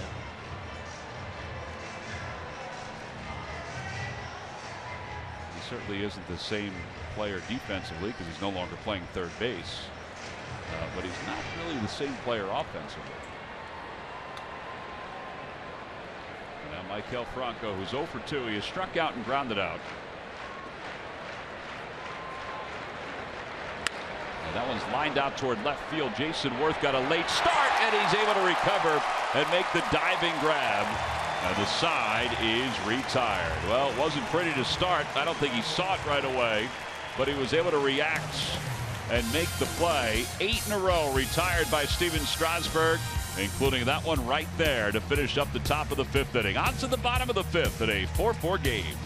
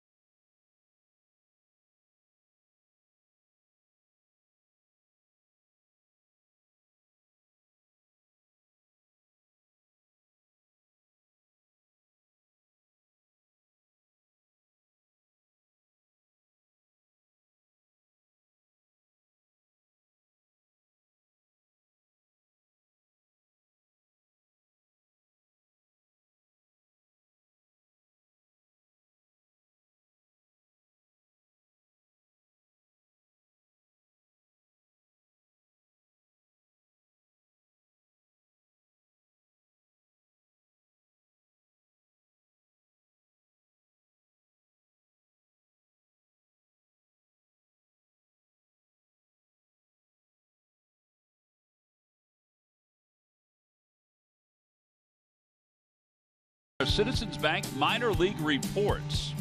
Lehigh Valley lost to Gwinnett 2-1. Zach Eflin 5 1/3 during that outing. He only allowed 1 hit. 2 runs. Neither of the runs were earned. Aaron Brown hit a 3-run home run. Reading defeated Akron 6-2. Shane Watson, former first-round pick for the Phillies, went 6 1/3, 5 strikeouts for Clearwater. And Lakewood lost to Delmarva. Then Revere swings at the first pitch, hits it out toward right field, and Tyler Goodell can't get to it. And Revere is aboard with a leadoff single here in the 5th inning. He's 2 for 3.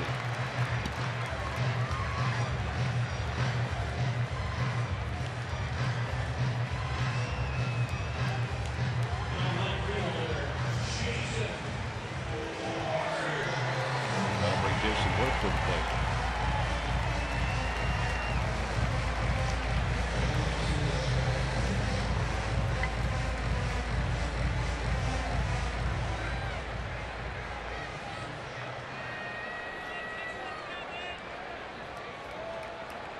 Jason walked his first time up, doubled his last time up, picked up a couple RBIs along the way.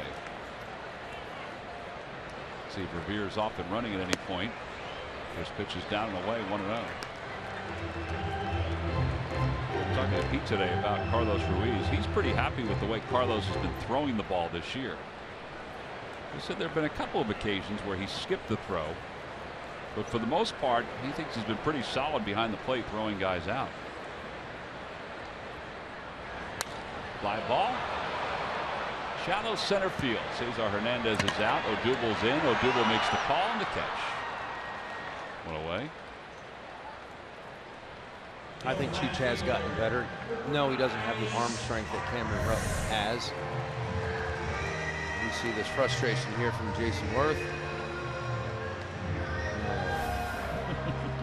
But Cheech has done a nice job. In fact, that he gets to his feet quickly. Again, he doesn't have that arm strength that Cameron Rupp has. So how do you make that up? Well, you a little quicker to your feet. Not able to make it up in the air, but you can do it with your footwork. Now Bryce Harper, he's 0 for 1, walked his last time. Off speed pitch, and he misses low. 1 ball and no strikes. Harper this year has a .408 on base percentage. that and you say, well, that's pretty darn good. And then you think back to what he did last year. His on-base percentage was a National League leading 460. 460 on-base percentage.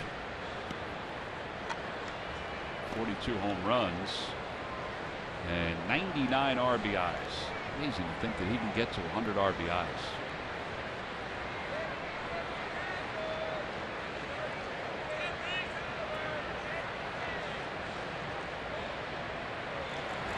Outside, 2-0.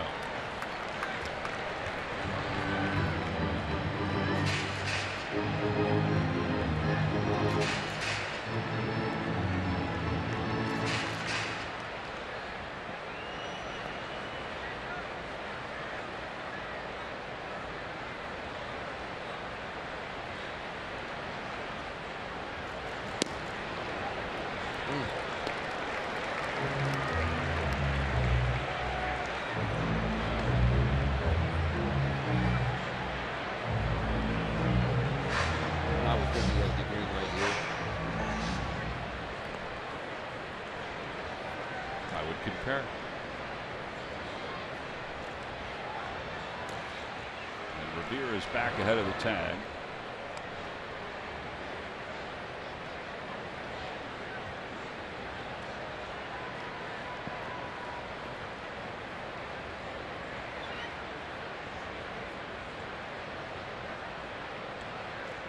Runner goes.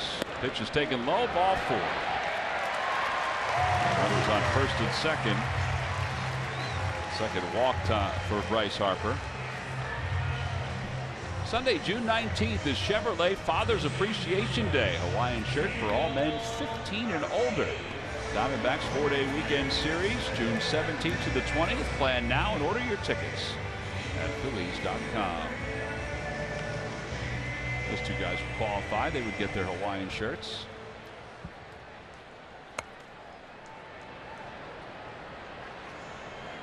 Daniel Murphy is hit into a double play. He's also grounded out to first. Phillies would love to see the third double play rolled by Jeremy Hellickson.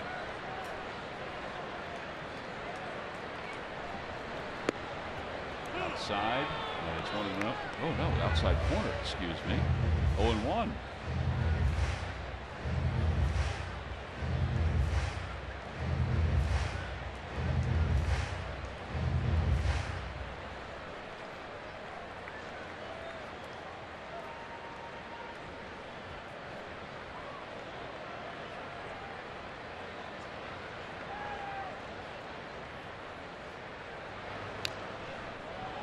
First strike caused him to swing at that second pitch, and it's 0-2.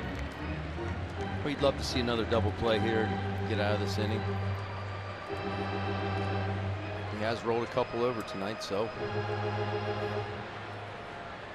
3 times is not out of the question.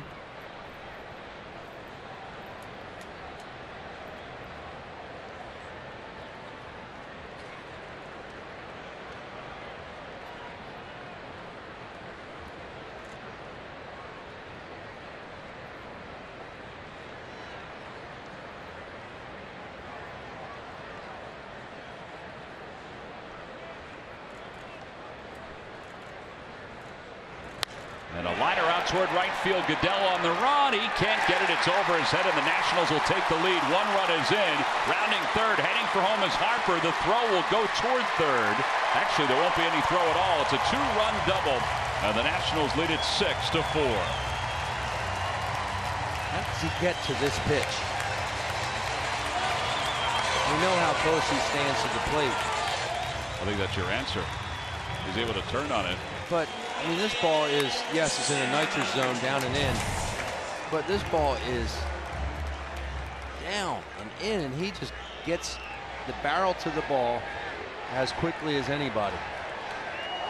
Phillies had a 4-0 lead at one point. Now they trail at 6-4. And Murphy's at second base. Revere was able to coast home from second base, and Harper was able to sprint home from first. And Ryan Zimmerman, who's 0 for 2, a strikeout and a flyout, will be the batter.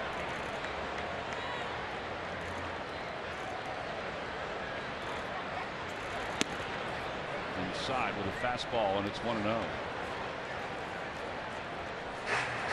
Luis Garcia is starting to warm up in the bullpen for the Phillies.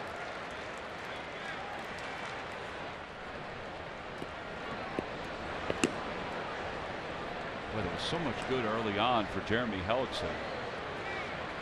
But 6 runs in the last 3 innings. And the bad thing for the Phillies offense is that Steven Strasburg has really kind of settled into his own out on the mound.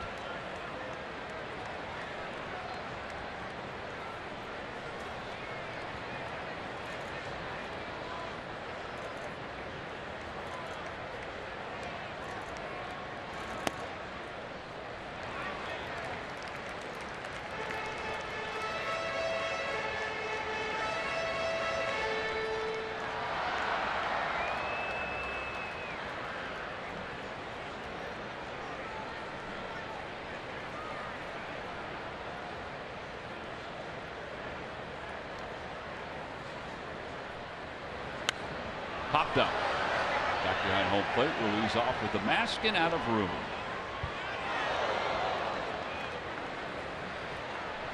Two balls and 1 strike now to Ryan Zimmerman. Murphy's at second base. Showed you his numbers last time these two teams faced each other. That is the story tonight. Cruised through the first 2. Since that time, 6 unanswered runs.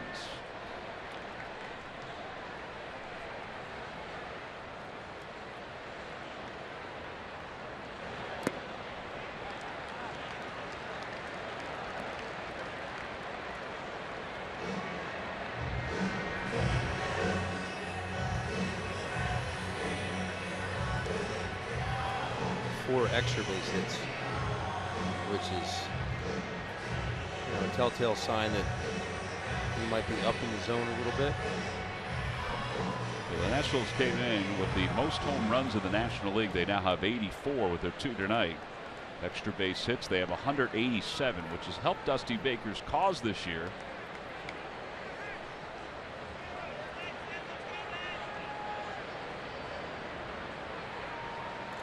Three balls, 1 strike. Got to be careful with this pitch.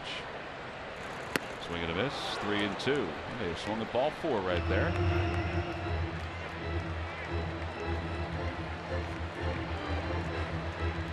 Wilson Ramos, who's homered tonight, is in the on-deck circle.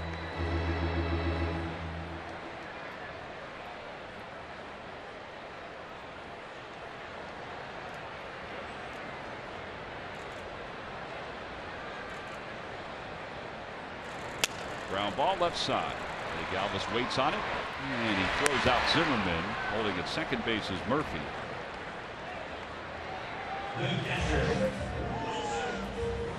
Two away. Wilson Ramos, boy, he got a hold of this one last time he was up. He did. It's a sinker down and in, and he stays through it and just elevates it and blasts it out towards center field. The sound itself, Jeremy Hellickson didn't even turn. I mean, he knew just by the sound that that ball was squared up.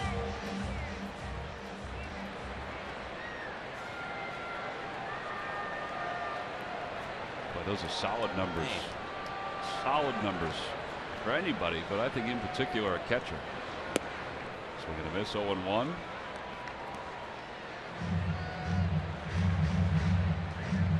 It is a drastic drop off from the starter to the backup here in Washington with Jose Lobaton. I think it's a drastic drop off even defensively. There's Jose. He did play last night in Chicago.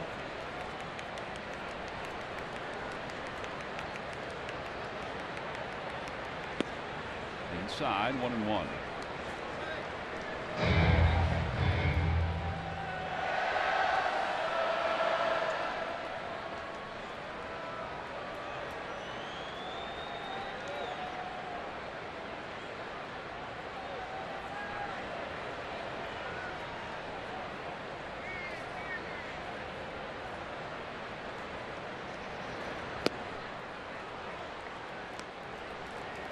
His curveball there.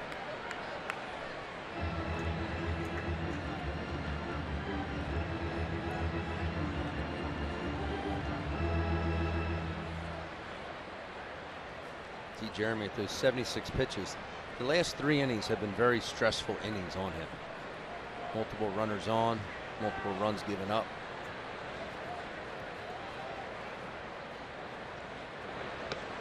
Delivers outside, and it's 2-2. That's the biggest thing I think you need to look at when you're talking about pitch counts and things of that nature.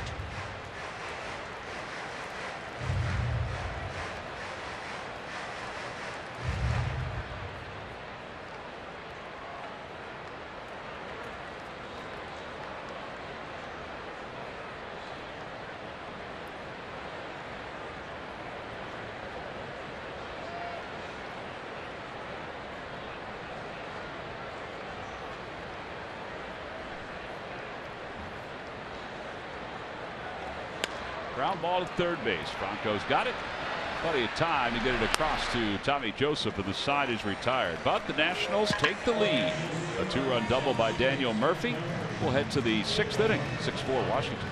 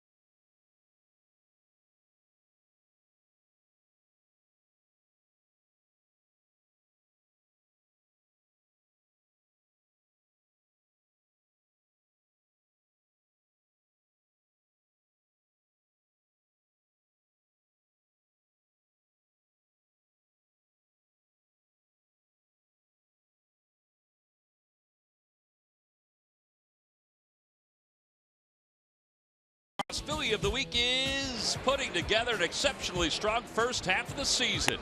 Following his last start, Aaron ranks 3rd amongst National League starters in opponents' lowest on-base percentage. Since April 22nd, he has put together 9 consecutive quality starts, the longest stretch by a Philly since Cole Hamels did it 10 times in 2013. During that stretch, Noah has posted a 1.68 ERA, and opponents are hitting just .204.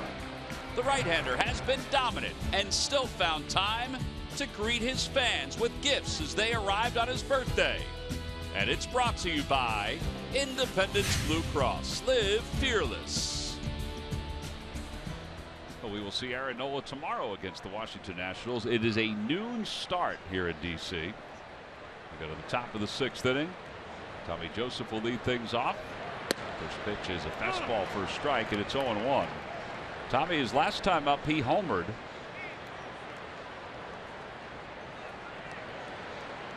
He is the first Philly to have 6 home runs in his first 21 games since Bobby Estalella did it back in 1996. Bobby Chestalella. 1-1 pitch to Joseph. Swing and a miss. And it's 1-2.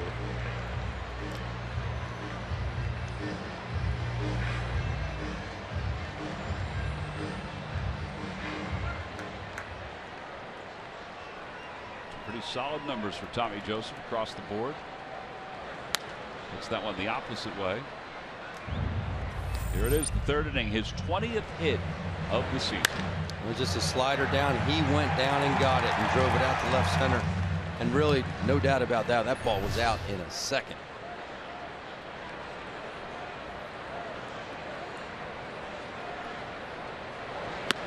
A high fastball swung on and missed. It's the 2nd time he has struck out tonight. Strasburg has settled in. That's now 7 strikeouts for him. This fastball just gets upstairs on Tommy. Looks good and just elevates it and keeps climbing. 9 straight retired by Strasburg. Mentioned his strikeouts per 9 innings, 11.39, which is second only to Jose Fernandez. It's the highest strikeout rate per 9 innings since his rookie year. That year he had a strikeout per 9 innings of 12.8. 1 ball and no strikes to Ruiz.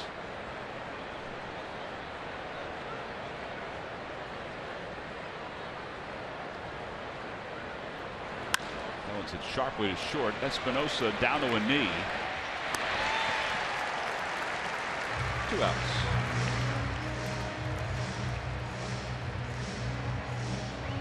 Time now for the Jeep Stump the Fans Trivia Quiz answer. All right, Ben, here's the question one more time.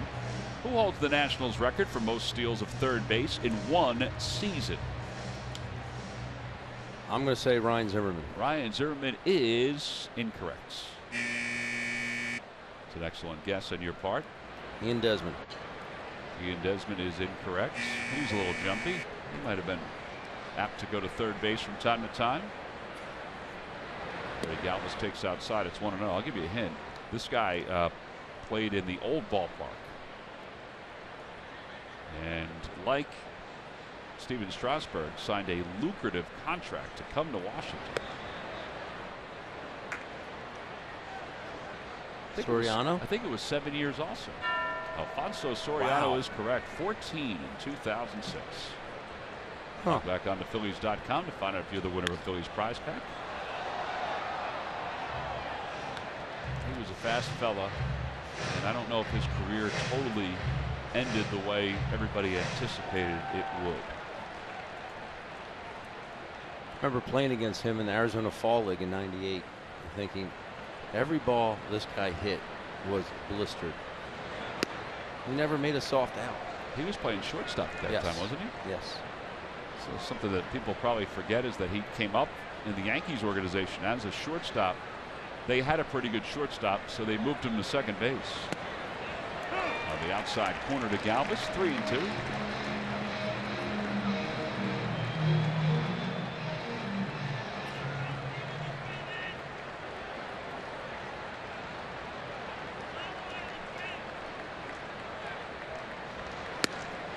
And Freddie is down looking on strikes. A little delayed call by the home plate umpire, Gabe Morales. Strikeout number 8 for Strasburg. He's retired 11 in a row. Another 1-2-3 inning. It's his third straight. He definitely took a beat before he called this strike 3. Boy, that looked high and it looked in tight.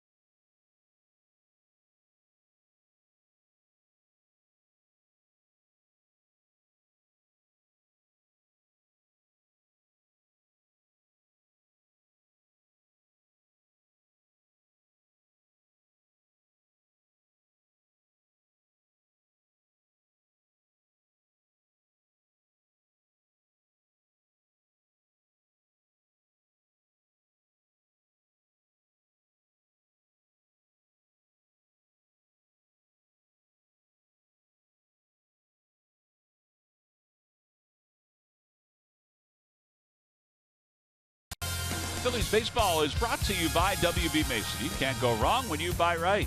Buy Nissan. Shop ChooseNissan.com. And by Xfinity. Xfinity X1 will change the way you experience TV. It is 80s night here at Nationals Park. The only way you really know it is that there's some fans like that young lady dressed in a little 80s garb. There's a little music being played. Stephen Drew takes a changeup for a strike. It's 0-1. I think the other way we know it's 80s night is that Ben's internet's not working. It really is frustrating. Drew hit a home run his last time up. He's 1 for 2. You think that's 80s guards, Ben, or is that just is that just Friday night guard? Yeah, that's just, I'm going out. I'm going to go out. I'm going to find myself a sequins jacket. Cesar Hernandez plucks that one out of the air and one away here in the 6th. I'm sure that guy has a change of clothes in his car. What, to go out after the game? I think he just takes the vibe all the way through.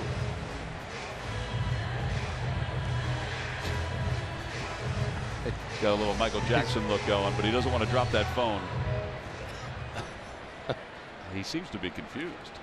There was a lot of confusion in the 80s. No. I wanted Juicy Red Delicious. I wanted high test. I did not want a regular. Espinosa takes low, 1-0.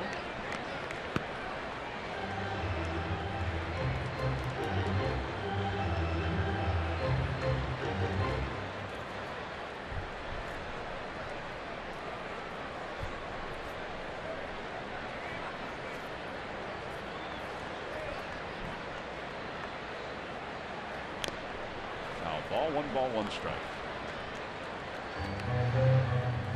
Espinosa has 2 hits, including a bunt single. His average up to 211. A little movement the other day when Ryan Zimmerman was on paternity leave. His wife gave birth to their 2nd child. They brought up Trey Turner. A lot of people thought, well, maybe he's coming up. He's going to take Danny Espinosa's spot. Dusty Baker said, Just was up for a couple of days. Foul ball, and it's 1-2.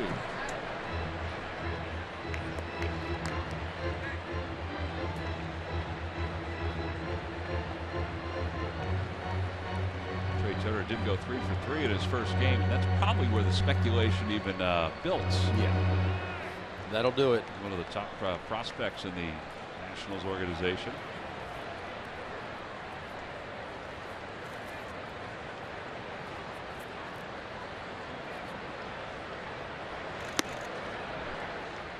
Speaking of shortstops, what do you think Jimmy Rollins will do now?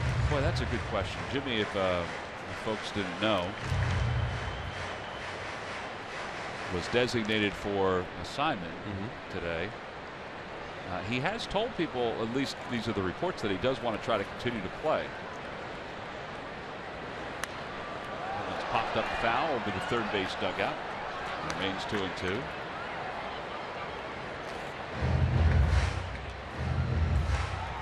Somebody will give him a chance, if they feel like they need a veteran presence. I don't know if he'll be a bench player or not. And, maybe play a little second base and shortstop if need be.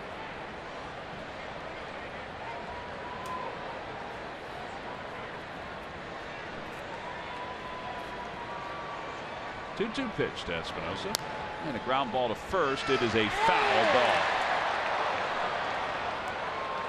Thankfully for Tommy Joseph, the ball just kept on going toward foul territory. I don't know if Jeremy and Chooch are on the same page tonight. A lot of shakeoffs. A lot of shakeoffs, and there's been a litany of signs in that particular sequence. There was 3 different signs before they finally got the one that Jeremy wanted. I do see Chooch doubling up a couple times, and Jeremy ultimately shaking to what he wants. And that can be frustrating on both ends. Whether that be game plan or just not having conviction or a good idea of what you want to do. Fastball low, and it's 3-2. Chooch might see something different in the hitters that Hellickson's seen out on the mound. Therefore, he's going to attack accordingly. Maybe Jeremy just doesn't feel that comfortable with a certain pitch or a certain location. Sometimes you get on the same page with somebody and you can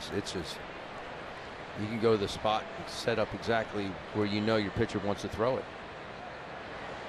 That one is drilled deep to right field. Goodell going back, and it is gone into the bullpen. That is the 3rd home run of the night for the Nationals. And they build their lead to 3. It's now 7-4. I mentioned his ability to hit the long ball recently.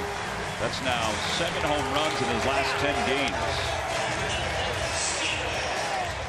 We talked about his aggressive approach. When he does hit them, he hits the ball hard.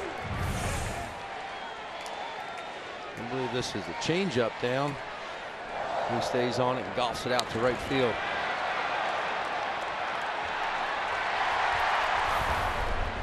Well, now Strasburg is up. He hit into a double play his last time up trying to bunt. He swings at that pitch and lines it foul down the right field line. And it's 0-1. This is 7 unanswered runs for the Nationals.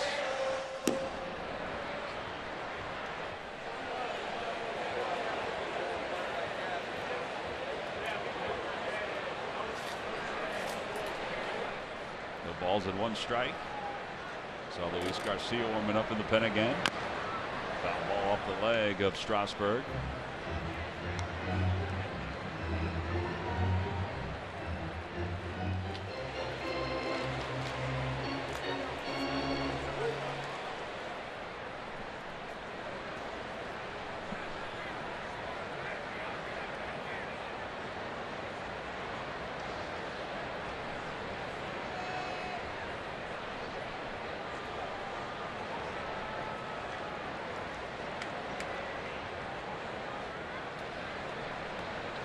No-2 pitch.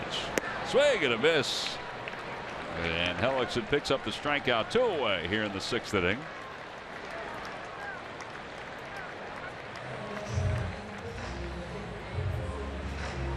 Well, Jeremy has to be very frustrated out on the mound. McClure going out, but Ben Revere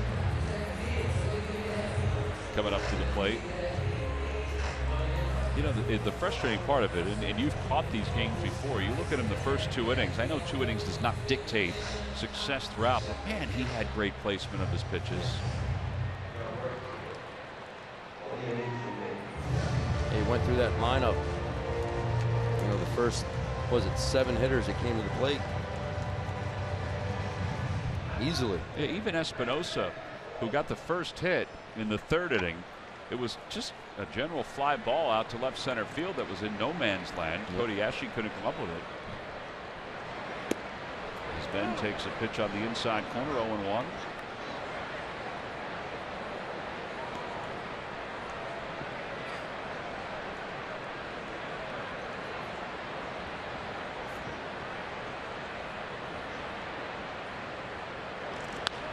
Out towards second on 1 hop, picked on the backhand by Cesar Hernandez, and he fires over to first, and the side is retired. Another home run though for the Nationals.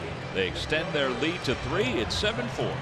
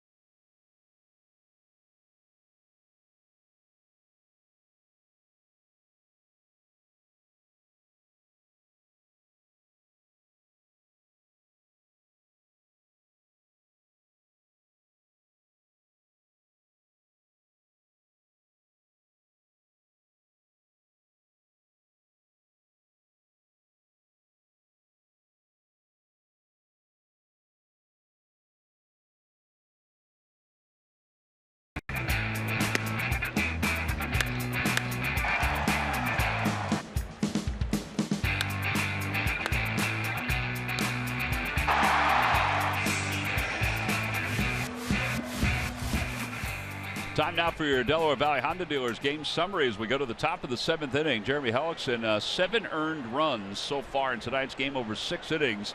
He's allowed home runs to Wilson Ramos, Stephen Drew, Danny Espinosa. Steven Strasburg, meanwhile, 8 strikeouts over 6. So now, as we go to the top of the 7th, Cody Ashley will lead it off. Strasburg's retired 11 in a row. And the first pitch taken outside. It's 1 ball and no strikes. He has settled in, but the Phillies have to realize they have 3 more cracks at it. They're only down by 3 runs.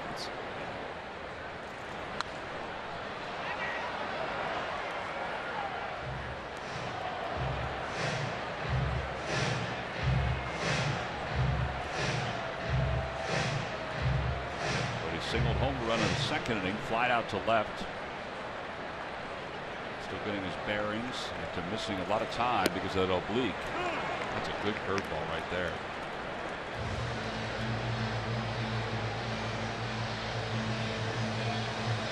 Last start for Strasburg, going 5 1/3. He left because of the cramps in his leg. That's the only game this year he has not gone at least 6 innings. And tonight he's gone 6. And this is 6+ now.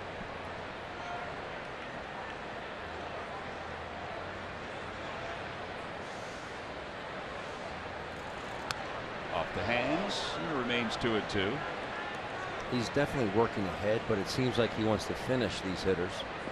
You know, after that 3rd inning, it seems like he really wants to finish a lot of these hitters with the fastball.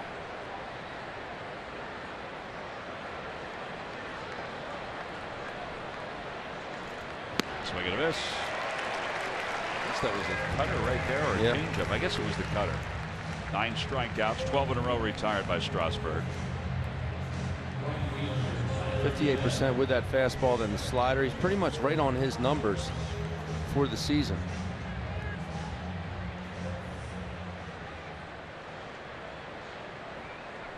Yeah, the slider might be a little higher than usual. You know, it's funny, he started throwing the slider 3 years ago in games with the Nationals. It's a pitch they say that he's always had. As Goodell chops it out to shortstop, Espinosa. Mike Maddox said he thinks the reason he hadn't thrown it that often is because he had so much else. He was coming back from Tommy John surgery. And he said a lot of it is confidence. He said, you know, he probably didn't have the confidence in it, but he wanted him to throw it more this year, and now he's got the confidence in it. Well, the more success you have with something, the more you're going to want to use it. Jimmy Paredes will be the pinch hitter for Jeremy Hellickson here in the top of the 7th inning. And Mike Maddox out to the mound.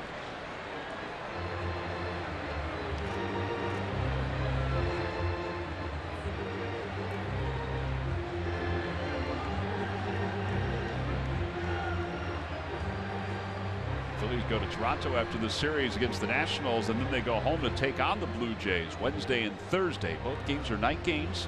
On Thursday, it's MLB Network Tote Bag, free to all fans. Order your tickets now by going to Phillies.com.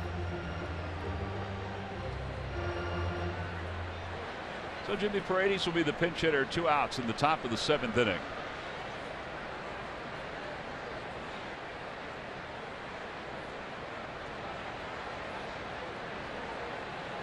Way outside, 1-0.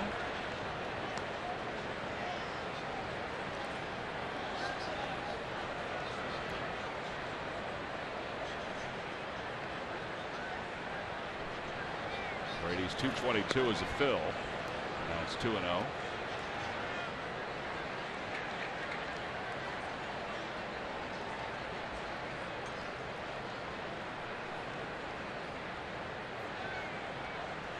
There's Vince Velasquez right now staying with the team after being diagnosed with, I guess it was more tendonitis than anything else. All the test results came back just fine. Thank goodness. 2-2. I asked Pete today, I said, did you think about not even starting him on Wednesday? He said, no. He goes, he thought it was, you know, he thought he'd be able to pitch right through it. He said it was the bicep area, so you're not really concerned about the bicep area generally. Swing and a miss, and Paredes is struck out. to wrap up this 7th inning. 10 strikeouts for Steven Strasburg. He retires 14 in a row. We'll go to the bottom of the 7th. 7-4 Nationals.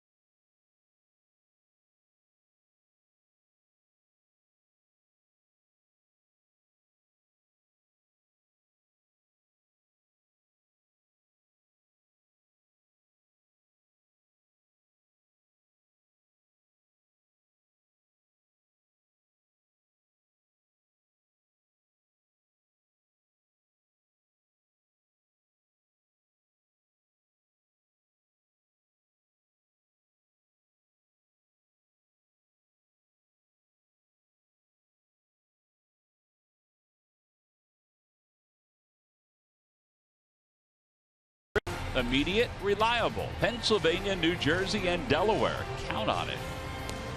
Spending our Friday night on NBC 10. If you're here in D.C., I hope you dressed up like you were from the 80s. I don't know, Ben. I don't remember what we wore when we were in the 80s. You were a kid. I was a kid. Like a young kid. Jean jackets. Jean jackets. A lot of turtlenecks. Members only jacket? Do you have one Members of those? only. My dad had one. Dad had a members only. Of course he did. Everything was big. Did you wear a sweater like that? Wrap the sweater around you? I don't think he's. Never. I don't think he's going for the '80s look there. I think that's just a look. Now batting for your Z Cavaricci pants. Z Cavaricci. Oh, that's great. Luis Garcia makes his return. Honestly. Yeah. Be honest with you. Yep. I'll be honest with you. Did you have a pair of parachute pants? I did not have a pair of parachute pants. I swear I did not.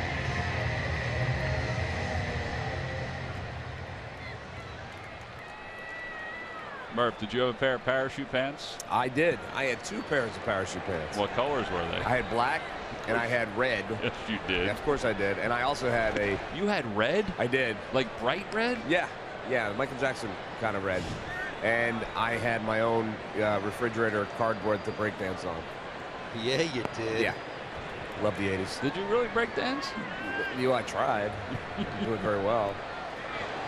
Pitch is high to Jason Worth. It's 2-0.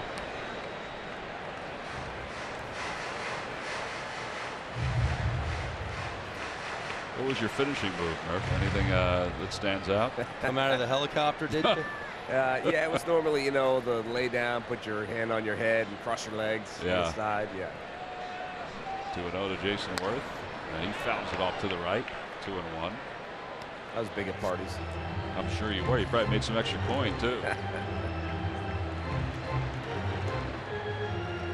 How you feeling, by the way? Not so great. No? Nope. Thanks for asking, though. Yep. Well, he was looking out for you. I hear it's going around, Tom. 2-1 to Jason Worth. Inside, 3-1. Team Wolf. That was a good move. I think that's appropriate. The whole Teen Wolf look for Jason Worth. I like the fact that it was a true story. True stories are always better. Was it the true story or was it based on a true story? Outside ball 4 and Worth walks for the second time. Well, this is one of the issues for Luis. As we have seen over the years, he has certainly got the ability, but command has been a huge issue for him. It was a huge issue in spring training. I think everybody thought that he would make the club out of spring training. When we learned that he was optioned down to Lehigh Valley, it took all of us by surprise. You can just flat out see that he has the stuff. 97, 98, that's great. But you could also see that those pitches aren't even close. Bryce Harper's the hitter. Harper has scored once tonight. He has walked twice in this game.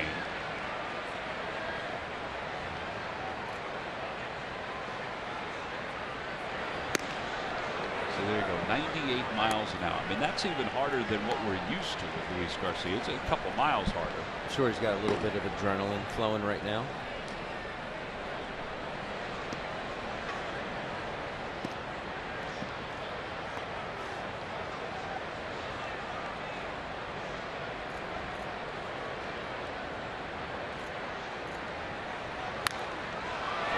Center field.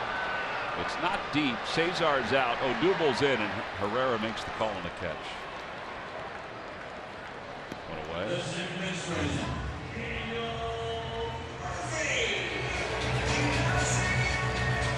And Daniel Murphy, who has the 2-run double, that's really the decisive blow at this point.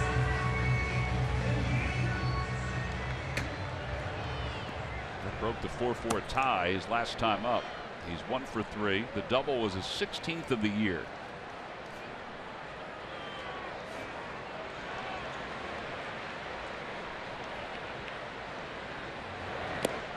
In the dirt, and it's 1-0.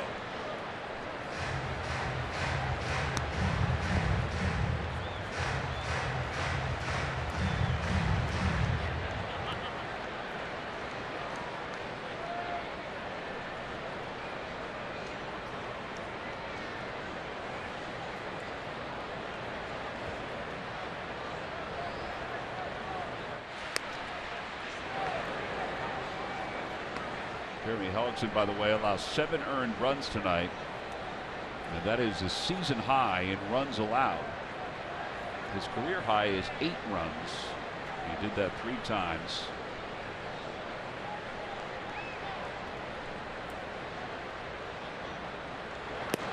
On the outside corner. 1 ball, 1 strike to Daniel Murphy.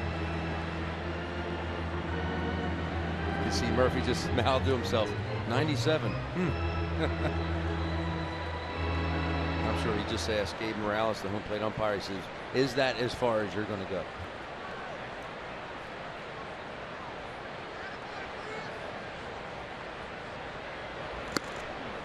96, a high fastball, and it's 1-2. I think that was the most frequently asked question when I was catching. So as far as you'll go? You think they're always honest with everybody? No.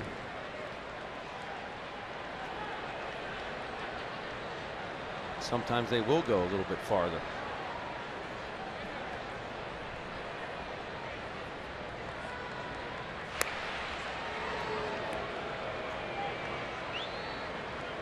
Then you had the guys that would swing at a ball at their neck and then turn around and say, was that a strike? Good pitch there, good pitch. There's Maddox talking with Strasburg. His night is most likely done because Felipe Rivero is warming up in the bullpen.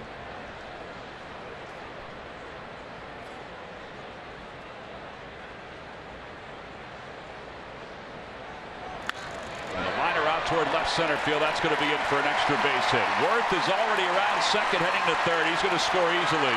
And Murphy's going to pull into second base with an RBI double. 8-4 Nationals. It's his second double of the night. It's his third RBI of the evening. 28 multi-hit games. That's the hardest pitch that Luis has thrown this inning. 99 miles an hour. But it goes to show you, if you don't locate where this pitch is, up, out, over the plate, if you don't locate at this level, you're going to get hit. It is remarkable how the good hitters were able to turn on 98, 99 with such relative ease. What's remarkable is that when these good hitters, quote unquote good hitters, get a pitch to hit, they don't miss it. They don't.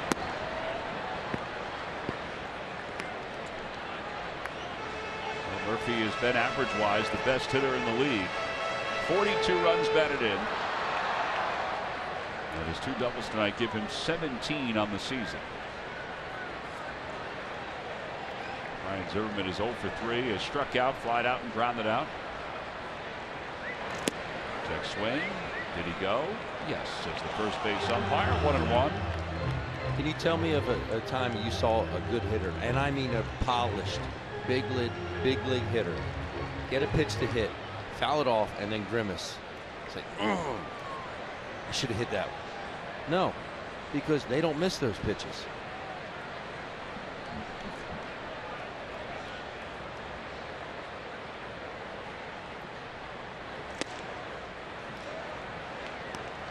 I had the best seat in the house behind a lot of good hitters. And when they did their damage, you think back to the pitch that just happened a second ago and you're thinking, well, yeah, that was a good one to hit. And that's why he has the numbers on the board that he has.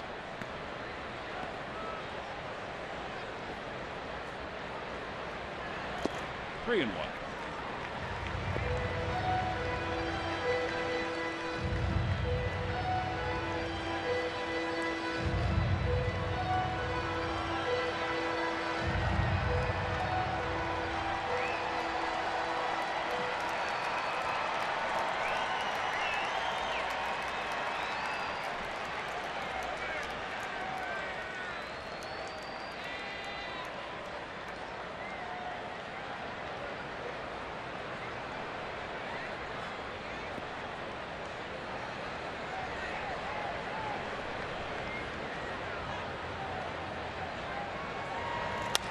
Ball left side.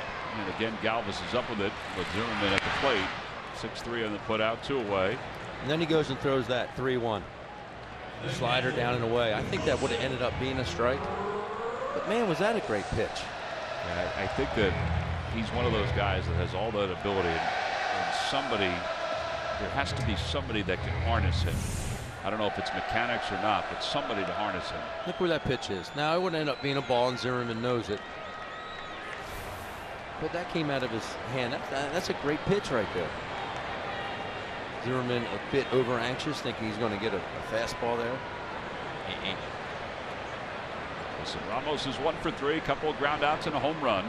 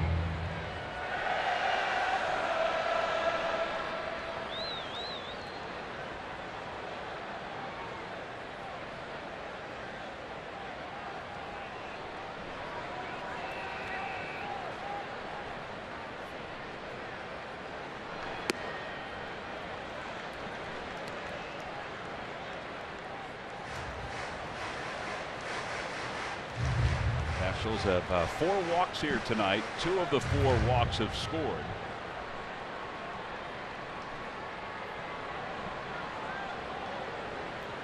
Two and 1 to Ramos.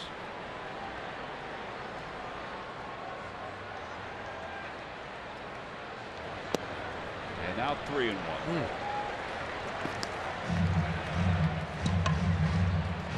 At least looked like he thought that may have been over the outside part of the plate. Think the same thing? I thought it was a good pitch, but when you're not consistently in the strike zone, you're not going to get the borderline pitch from the home plate umpire.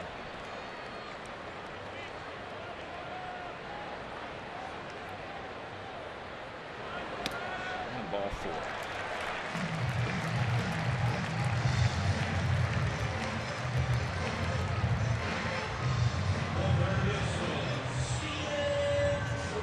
Stephen Drew is going to be the next hitter. Bob McClure out to the mound to talk to Garcia.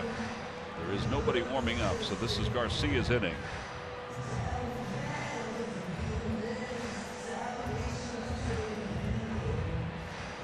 I'd just like to see Luis take his foot off the gas a bit here. You think that would help his command? Yeah.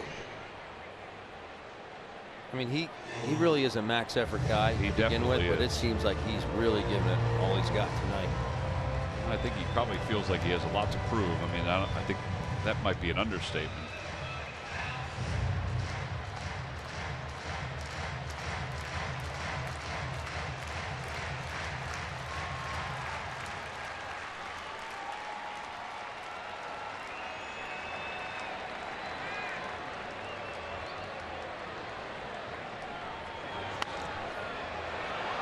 Should be out of play. It will be down the left field line. Garcia this year down in the minor leagues, 21 games. He had a 2.77 earned run average.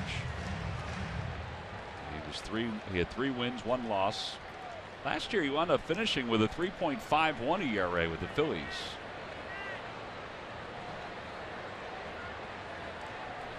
The average is strikeout per inning pitched.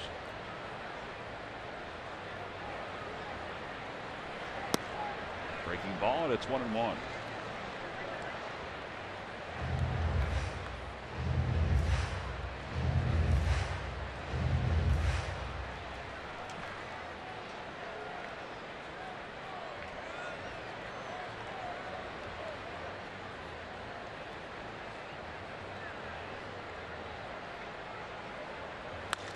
Liner out toward right center field. Odubel Herrera is on the run, and he won't get it. It's off the base of the scoreboard.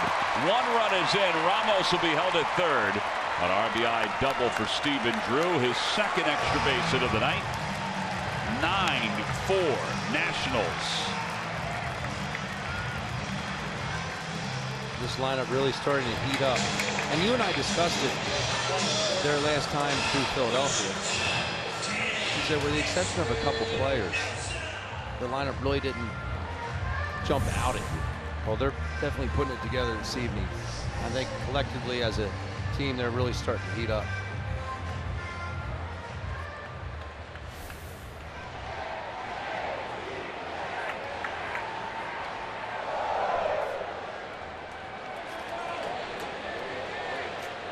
And the Espinosa is 3 for 3 tonight. Hit a home run his last time up, his 10th of the year. High cheese, and it's 1 ball and no strikes.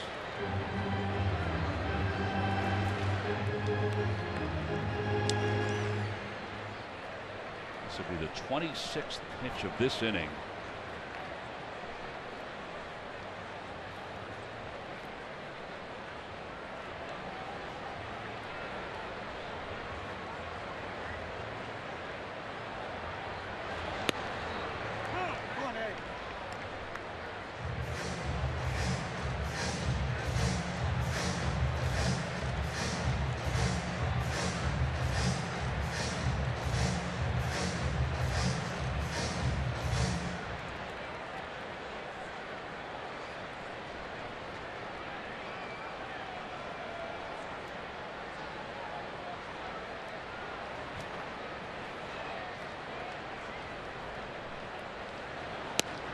On the inside corner, 1-2.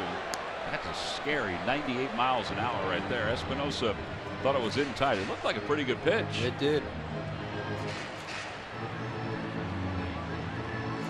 Jumps out of the way of this pitch, but see, Chooch wants it in there, sticks it out in front. It's a good pitch.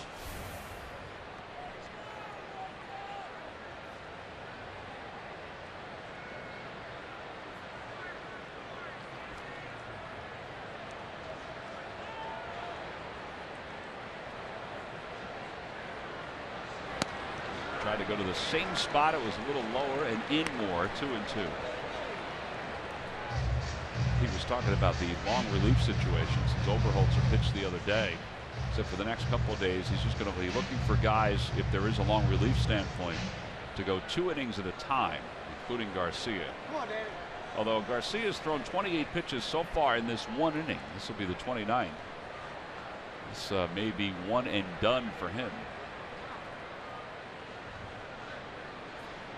You don't have to worry about his spot coming up unless the Phillies were to hit around.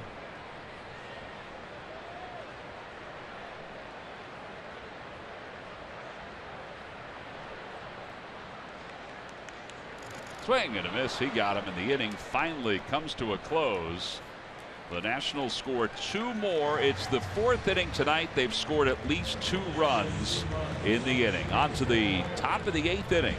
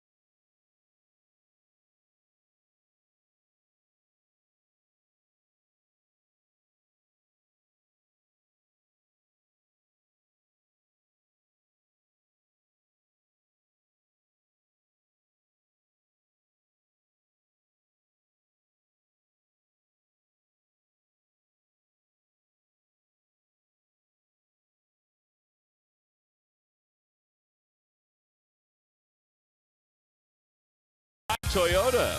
For great summer deals, visit your local Toyota dealer or buy at Toyota.com. Toyota, let's go places. Buy McDonald's. Jumpstart your morning with a hot or iced McCafe coffee. Now starting at just $1. And buy your local Ford stores. 9-4, Nationals on top. We go to the top of the 8th inning. Couple changes for Washington. Phillies fans were excited to see the start of this ballgame. Phillies were up 4-0 at one point, but the Nationals have scored 9 unanswered runs. They have a new pitcher. They have a new center fielder. Michael Taylor will come into play center field. They moved Ben Revere from center field over to left field. There's Big Ben. And Felipe Rivero will be the new pitcher in for Steven Strasburg.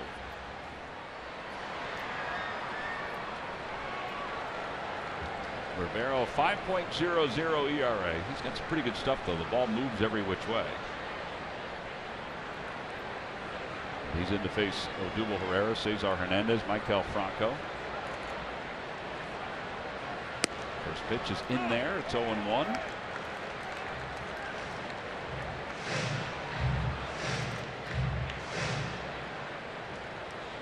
He is one of 3 left-handers out of the bullpen for the Nationals. Outside, 1 ball, 1 strike.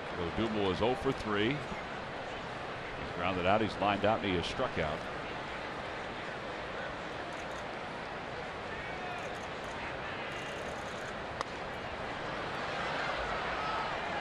One and 2.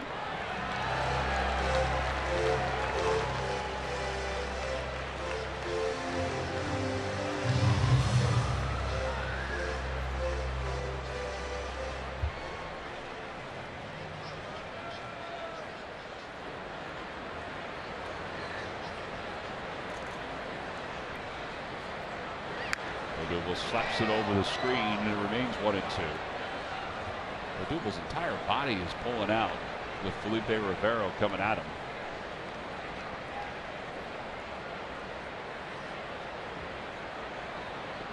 I can't imagine this being a very comfortable at bat.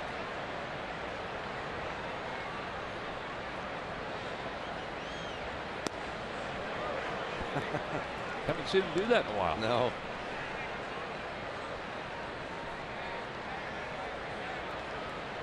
Strasburg, 7 innings, 5 hits, 10 strikeouts. He allowed 4 earned runs. He retired 14 straight batters to finish up his outing. In the dirt, 3 and 2.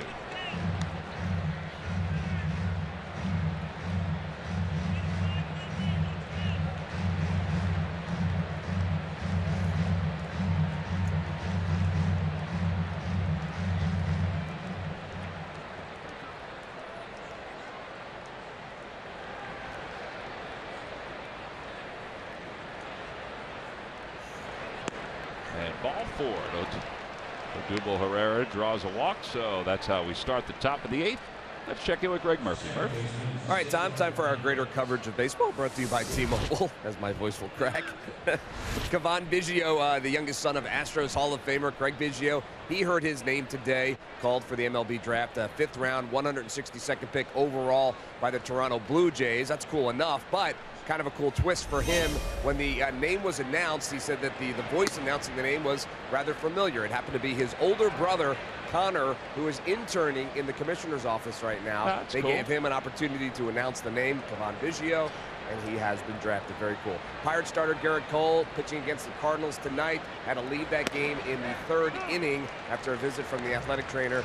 Right triceps soreness is the reason, so they lifted him out of that game, and more reports coming on him later. And Detroit is in New York tonight, but obviously many folks in the Detroit clubhouse being asked about Mr. Hockey, Gordie Howe, who passed away today. The sports world losing another legend this morning. Of course, Gordie Howe meant everything to Detroit. And, of course, the Detroit Tigers have made an announcement that when they get back to Detroit for their next home game, they will honor the great Gordie Howe.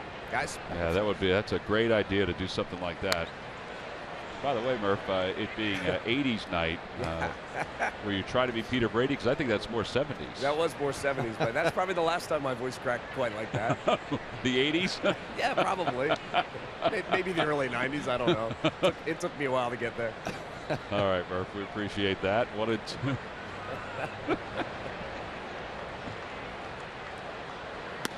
high, 2 balls and 2 strikes.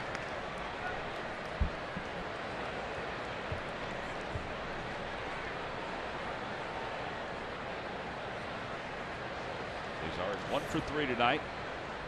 He's grounded out a couple times. He's also singled and scored. And Hernandez strikes out. Turned over on one. Exactly what you want. 10 miles an hour off your fastball with that changeup.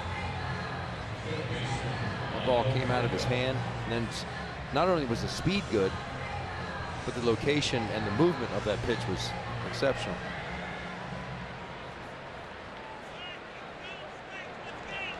Michael Franco is 0 for 3. He struck out, rounded to 3rd and lined out. Swing and a miss.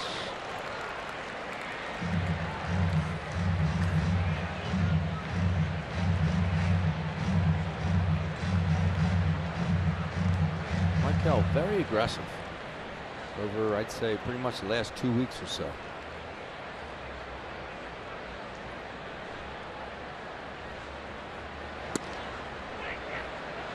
It's okay to be aggressive, obviously, but if it's not the pitch you're looking for in a particular location or time of the game, there's a time to go up there hunting for a certain pitch. Yeah, it's not right now. 1 ball, 1 strike to Franco on the outside corner, 1 and 2. Right now the Phillies are in need of base runners. You know, they had a 4-0 lead at one point. The Nationals have scored 9 unanswered runs.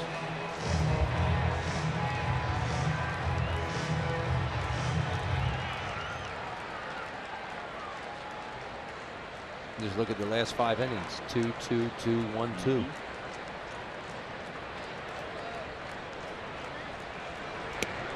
Outside, 2 and 2.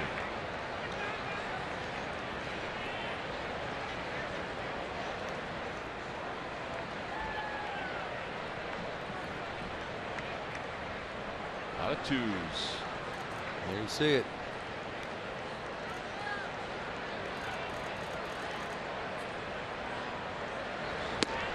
Back-to-back strikeouts for Rivero.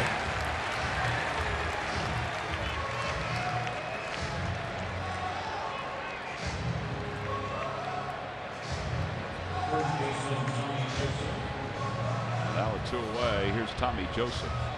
I know the Phillies have had some struggles offensively this year, but I'm looking at Rivero out there and thinking, how does this guy have a 5 ERA? I would agree with that.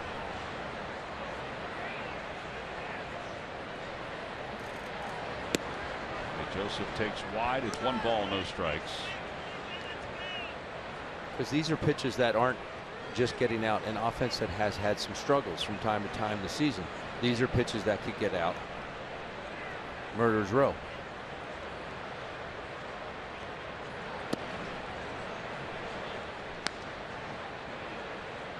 Maybe this is the reason. Well, you look at some of his outings. His last time out, he went 1 scoreless. The time before that, 3 earned runs in the 3rd against the Reds, 2 earned runs in 2/3 against the Reds. That'll do it. Yeah, but he did have a lot of scoreless innings before that, leading up to that outing. 2 balls, no strikes. That ball was drilled deep to left field. It is gone! Halfway up the seats for Tommy Joseph. His 2nd home run of the night. It's now a 9-6 ball game. Hello. Well, that's your answer right there. How's a guy have a 5 ERA? With that kind of stuff, you fall behind in counts. And then you have a swing like that. Tommy Joseph, same swing he went up top on earlier in the ball game in the 3rd inning. This ball down, in. But that's the same swing we see on a 2-0 pitch. It's the same swing we see on a 1-2 pitch. Well, for Tommy Joseph, his first career 2 home run game.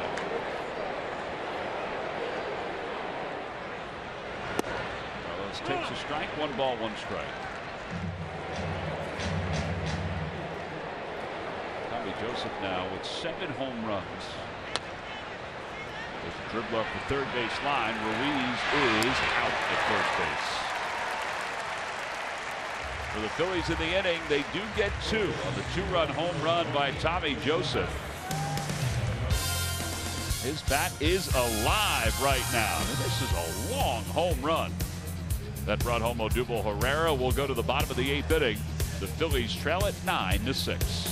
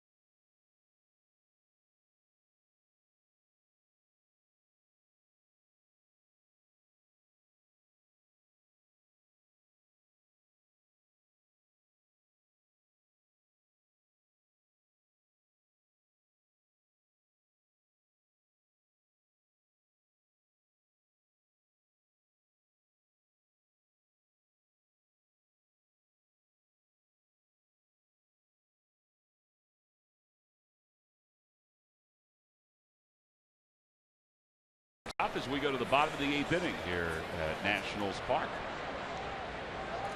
Crowd of more than 37,000 on hand. Robinson leads it off against Luis Garcia. He swings at the first pitch. Tommy Joseph in foul territory is there, and he makes the catch. 1 away.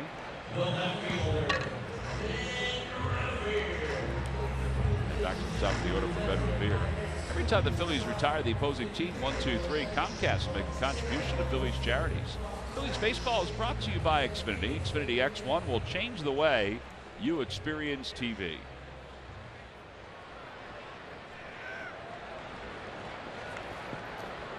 Ben Revere tonight has scored 2 runs.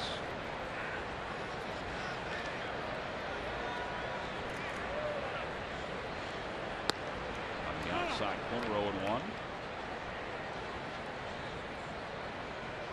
Papelbon is in the bullpen, ready to go. It is a save situation right now.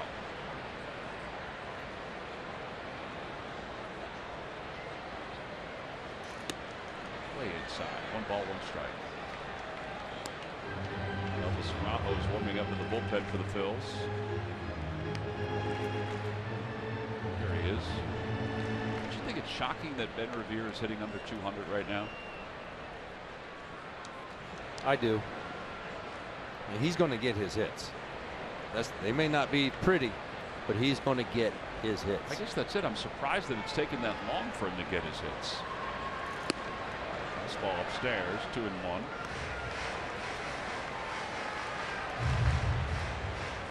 Oh, he did have the oblique injury. Put him on the shelf for a little bit.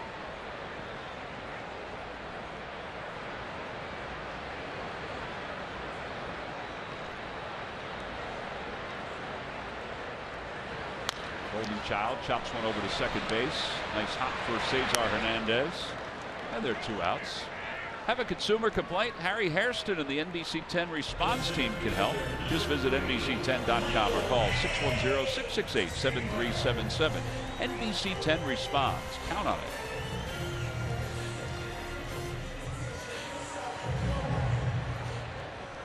Well, now 2 outs, and here is Michael Taylor.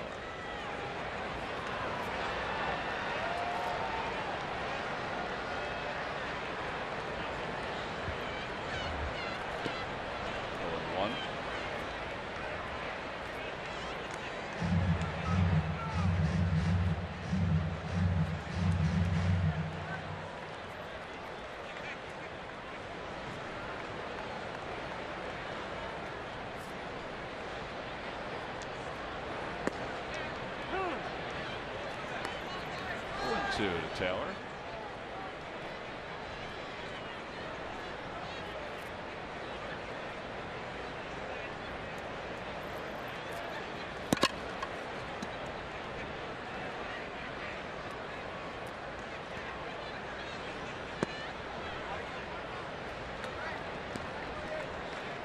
Those 2 runs the Nationals scored in the 7th inning are huge right now after the 2-run home run by Tommy Joseph. Because Papelbon has a 3-run lead to work with, at least at this point, instead of a 1-run lead. 1-2 pitch to Taylor. Way outside, 2-2. This is where he needs to make it happen right here.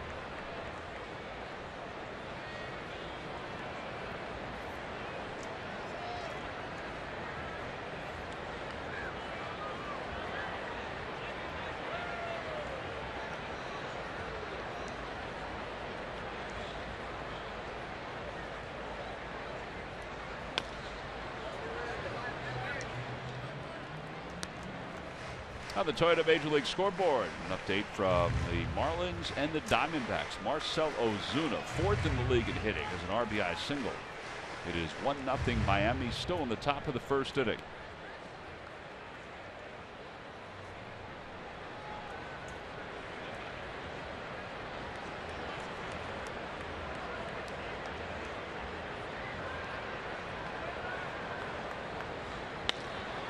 Left field. Cody Ashley scampers back. He's under it.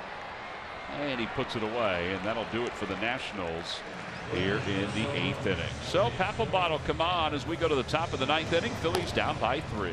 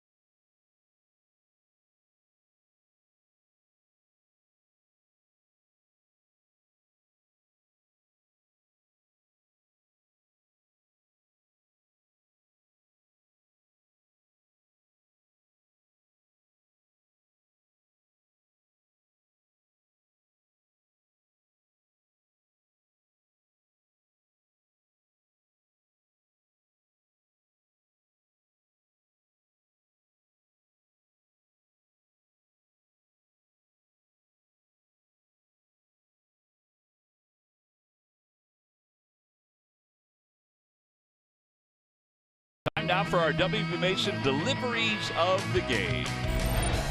Take a look here. Tommy Joseph in the 3rd inning gets that little cutter thing, as they call it, down his upper 2-run homer. And off Felipe Rivero gets a nice 2-0 count. Odubel on base via the walk for his 2nd 2-run homer of the night. And they are your WB Mason deliveries of the game. Well, now Jonathan Papelbon will come on here in the top of the 9th inning. It's a 9-6 ball game. 364 career saves for Papelbon. 123 of them coming in a Phillies uniform. He had trouble with the Phillies up until his last outing against them. He has blown 2 saves so far this year. And Freddie Galvis is the first batter he'll face in the inning. And Galvis swings at the first pitch and hits it toward right field. Bryce Harper got turned all the way around, but was able to make the catch. 1 away. They squared it up. 1 out. Reminds me of the ball Cameron Rupp hit here earlier in the season. Remember, he got turned around, that base is loaded.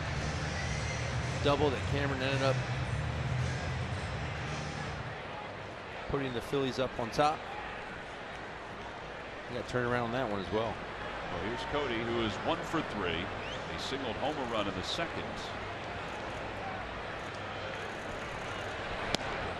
And he takes a strike. It's 0-1.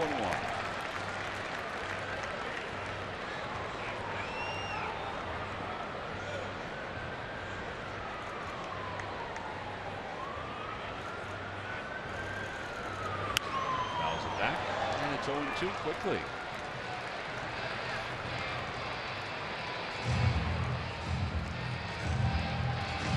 Tomorrow is a quick turnaround. It's a noon start. Aaron Nola on the mound against Tanner Roark. Sunday's a 4:05 start. They kind of got it a little backwards, and that's partly because they have their big fundraiser tomorrow night. Phillies had their fundraiser last night. A great turnout they had.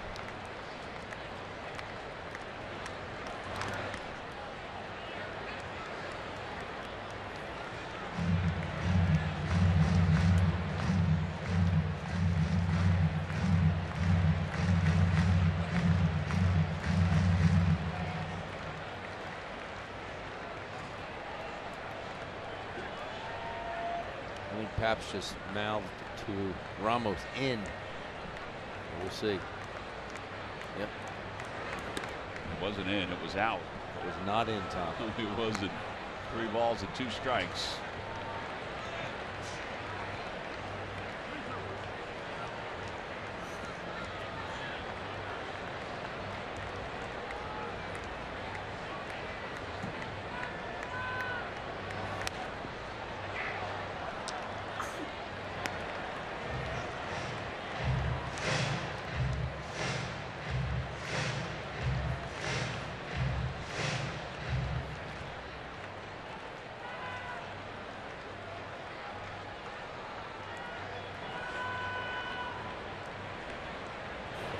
Swing and a miss. 87 on that splitter. And they're 2 away. Phillies down to their final out.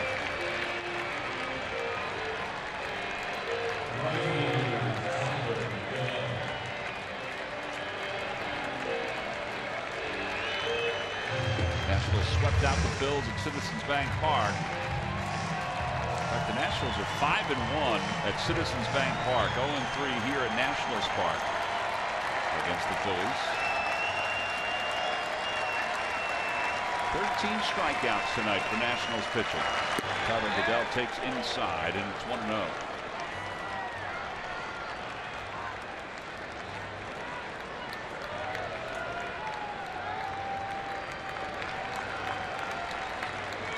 Outside, 2-0.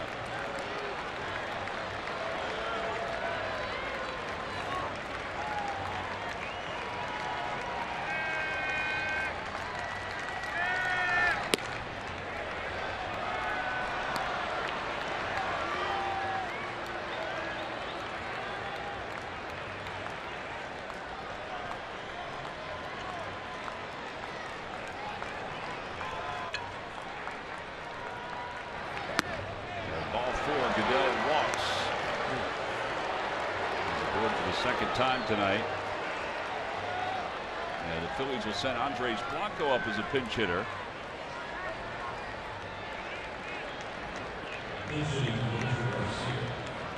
Number 4, Andres Blanco.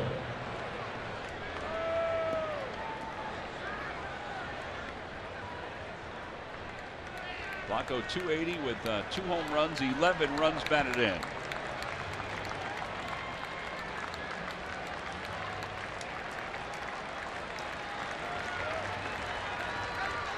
There it goes, pitches outside, 1 ball, no strikes.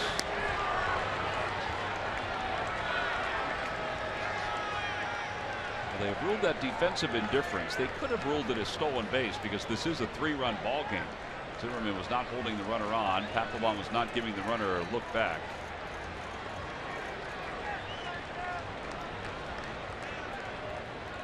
Phillies get a base runner here, and that means the tying run will come to the plate. But they still have to get that base runner aboard. It's Andres Blanco with the count 1-0. There's Herrera hoping for one last chance. Play, and it's 1-1. 93 on that fastball from Papelbon. Papelbon is 10th all time in saves. The only active guy. Well, I guess you could say Joe Nathan is still active. But Francisco Rodriguez at 403 is 6. Nathan is in the minor leagues somewhere. Blanco loses his bat. It goes out toward first base.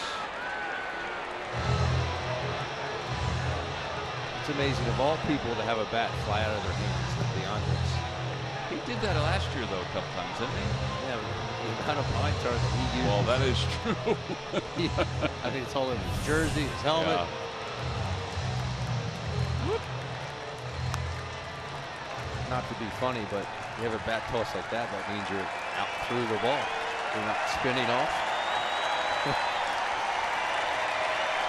Papelbon said something to him as he walked by to get his bat. 1 ball, 2 strikes to Blanco with a runner at second. Ground ball back to the box. Flag down by Papelbon, and the ball game is over. 4 in a row for the Nationals over the Phils. They came from behind and erased a 4-run deficit to win it tonight, 9-6. 9 unanswered runs for Washington in this ball game. Daniel Murphy had himself a big night. 2 doubles, 3 RBIs. He is our Chevrolet player of the game. Steven Strasburg allowed 4 earned runs, but he retired the last 14 batters that he faced.